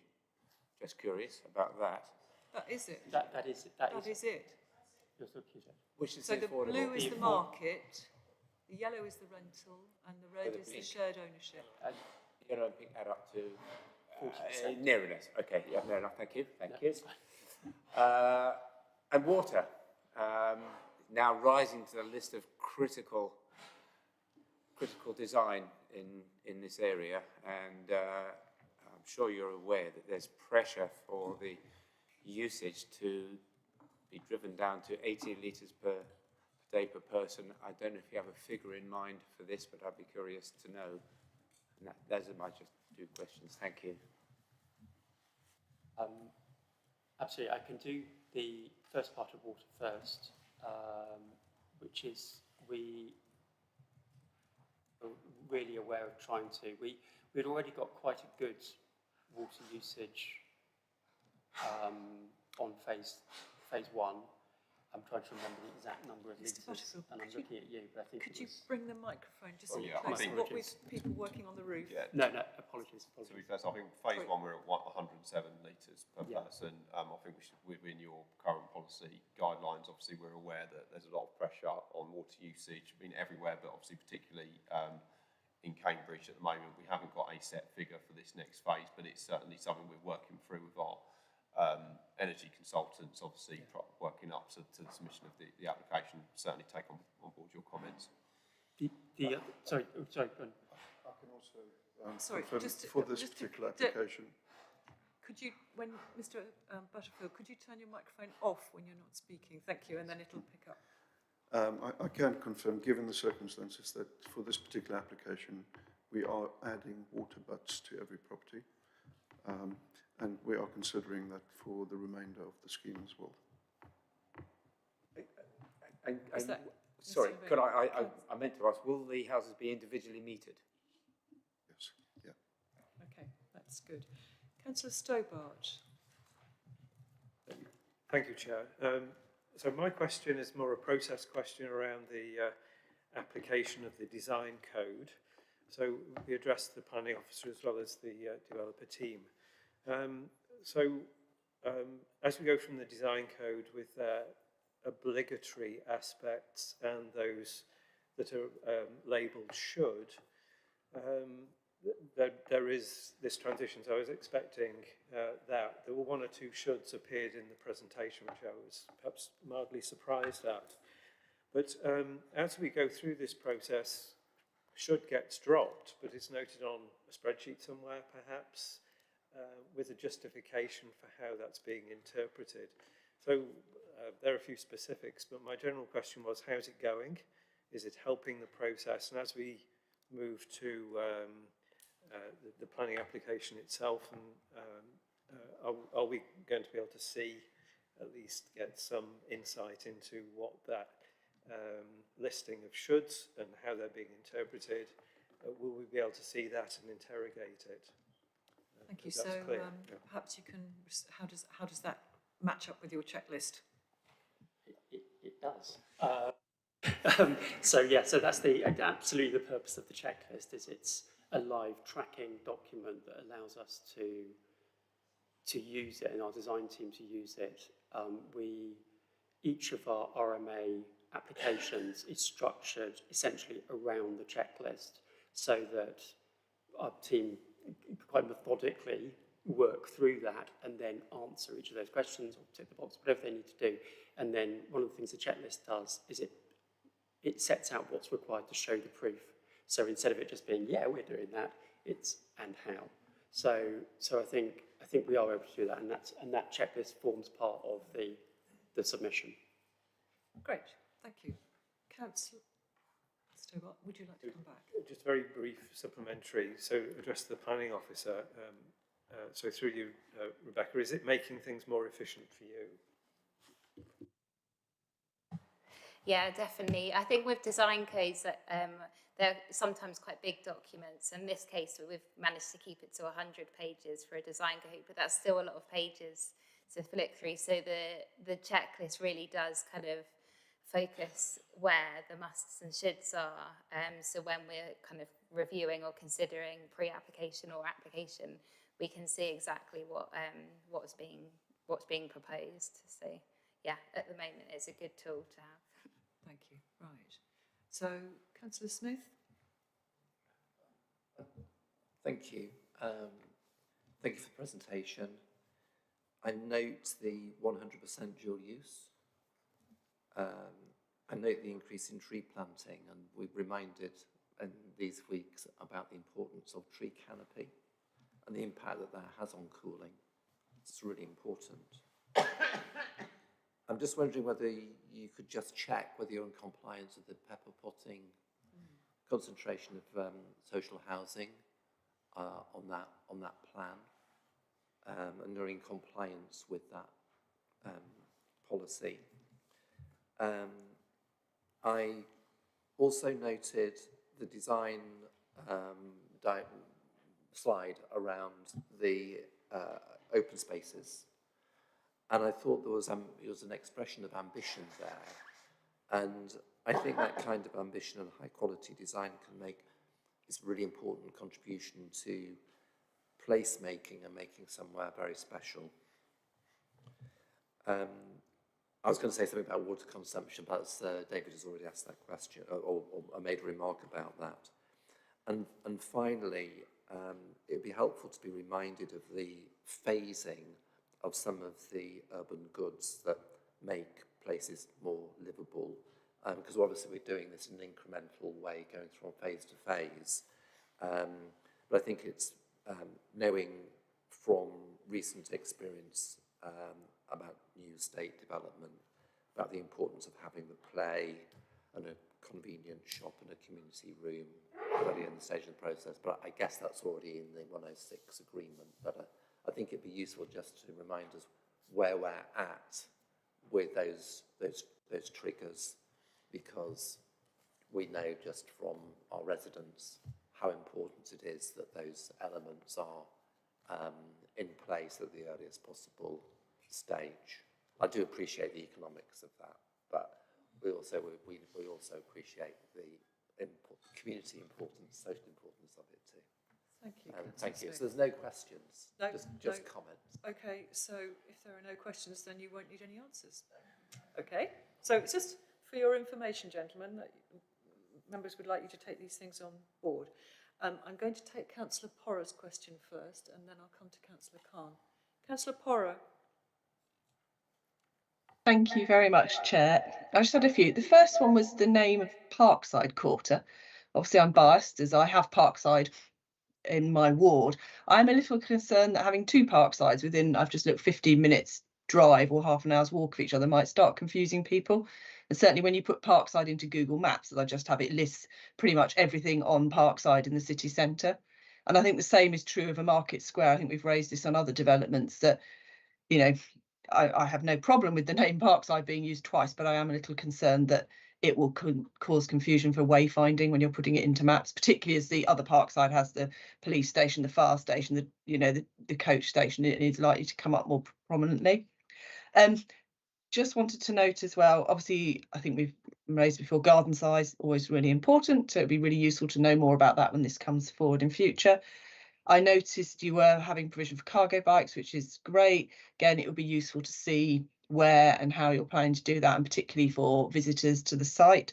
And in terms of car usage, having adequate space and signage to residents buying properties in advance that we have cargo bikes often helps, I believe, reduce car use. Similarly, car club spaces, I think Committee 9 already mentioned those, but again, the more of those we can have in a managed way, as the Chair's mentioned, great. Finally, just one question. You had a slide with a picture of the kind of parking streets.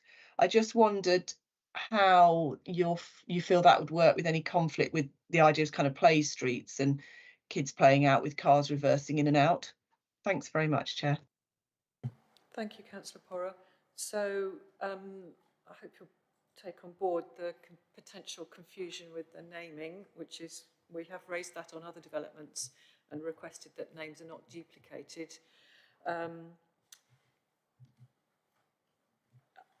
So I think, well, would you like to answer? There's garden size, provision for cargo bikes, car parking spaces, and parking in streets and play streets, and how they do work together. Yeah, so just to cover the Parkside Quarter name, my apologies, it's very much a working title. It's taken from the design code and the Parkside character area that is part of that. It's not by any means necessarily what it's going to be called in future. It's just that it's what you do. It's just what you do when you're having to develop something. But please be reassured on that. In terms of the places for cargo bikes and things, yeah, all of those things are embedded into the design code, and all the principles of that, which are also in RMA3, are being carried straight forward into RMA4, and that includes, as well as having those spaces for residents, it's having the Sheffield stands outside things like flat blocks, so that if you're going to visit someone, you've got somewhere to put your bike as well. And again, that was all in the design code, but it's all live in this scheme. The garden sizes, we're working with obviously a range of garden sizes. We've got a range of different sizes of homes, and we're currently working with the urban design officers just to maximise those garden sizes, and also to make sure that they're private from individual homes. Any provision for car club parking spaces? We have at the moment, as part of the code and the framework plan that sort of goes along with that, we have car club spaces with charging points in the local centre.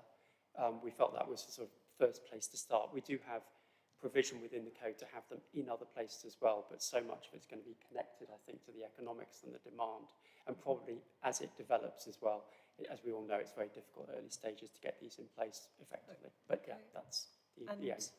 The question about play streets and places where people might wish to park, even if they're not designated. So the RMA4 has a play street running in the centre of the phase, in that sort of cluster of smaller family homes is where we felt there was real benefit in having something like a play street, so that's where that's located. And that has a car-free section basically in the centre of it. Within the parking squares, in other phases we've been able to incorporate some players as well, and just generally to create it as a playable environment. In this particular phase, we think that there are a relatively small number of homes that are served by each of these squares, and we do think that there's potential for children to be able to safely play out in them, because of, they're usually serving around no more than 9 or 10 homes essentially. So we're confident that those will be able to be playable. I think you will take away from this that we are concerned about the management of parking on street for residents and visitors. Thank you. Councillor Khan. Simply about the, you showed signs or pictures of cycle parking, cycle storage in back gardens. I'm concerned that the gardens should have, the storage should have direct access to the public sphere, the road or pathway, because otherwise if they have to come through to the front, it makes them less usable, less likely to be used. Just wondered what provision had been made in that sense, and how much will have access directly onto the road.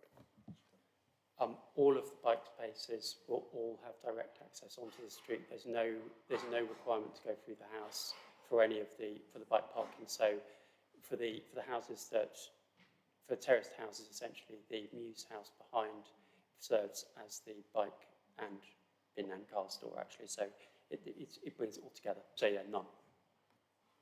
Great. Thank you, Councillor Thornborough.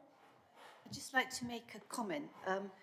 I think we have a transport hierarchy, and I think it would be really great if when you do the presentation about movement, you do it in the order of the hierarchy. So you tell us how all the walking works in and out and around, then cycling and wheeling, then buses and bus stops and bus covers, and then for cars, it's deliveries, shared cars, and finally, the last thing we want to know about is private cars. And I think if it's presented in that way, it may help remind you about our priorities. Thank you. Thank you. Very wise words, Councillor Thornborough. Councillor Baigent. Yeah, a very small point, but easily done. We have a particular interest in this area now about charging bicycles and scooters. And if you're going to provide outside cycle parking, especially some of the stuff with sheds, could you put power points in them so that the charging can take place there rather than the battery being brought into the home. Did you want to come back on that? We are making provision for both scooters as well as cycles. I'm not actually sure whether we're doing it in this particular application or whether it's focused around the local centre in the middle of the development. Yeah. Yeah. You're talking about you're talking about where you store it, having charge. Yeah. So, thank you very much indeed. You've had a barrage of questions from us all, and I can't see any more hands up. So, I think you will have heard from us the things that we'd like to see from you when you do your presentation. So, David, Alexis, and Ulrich, thank you very much for coming along, and we'll end the briefing there. Thank you very much indeed. Yeah, thank you. If you would take us offline.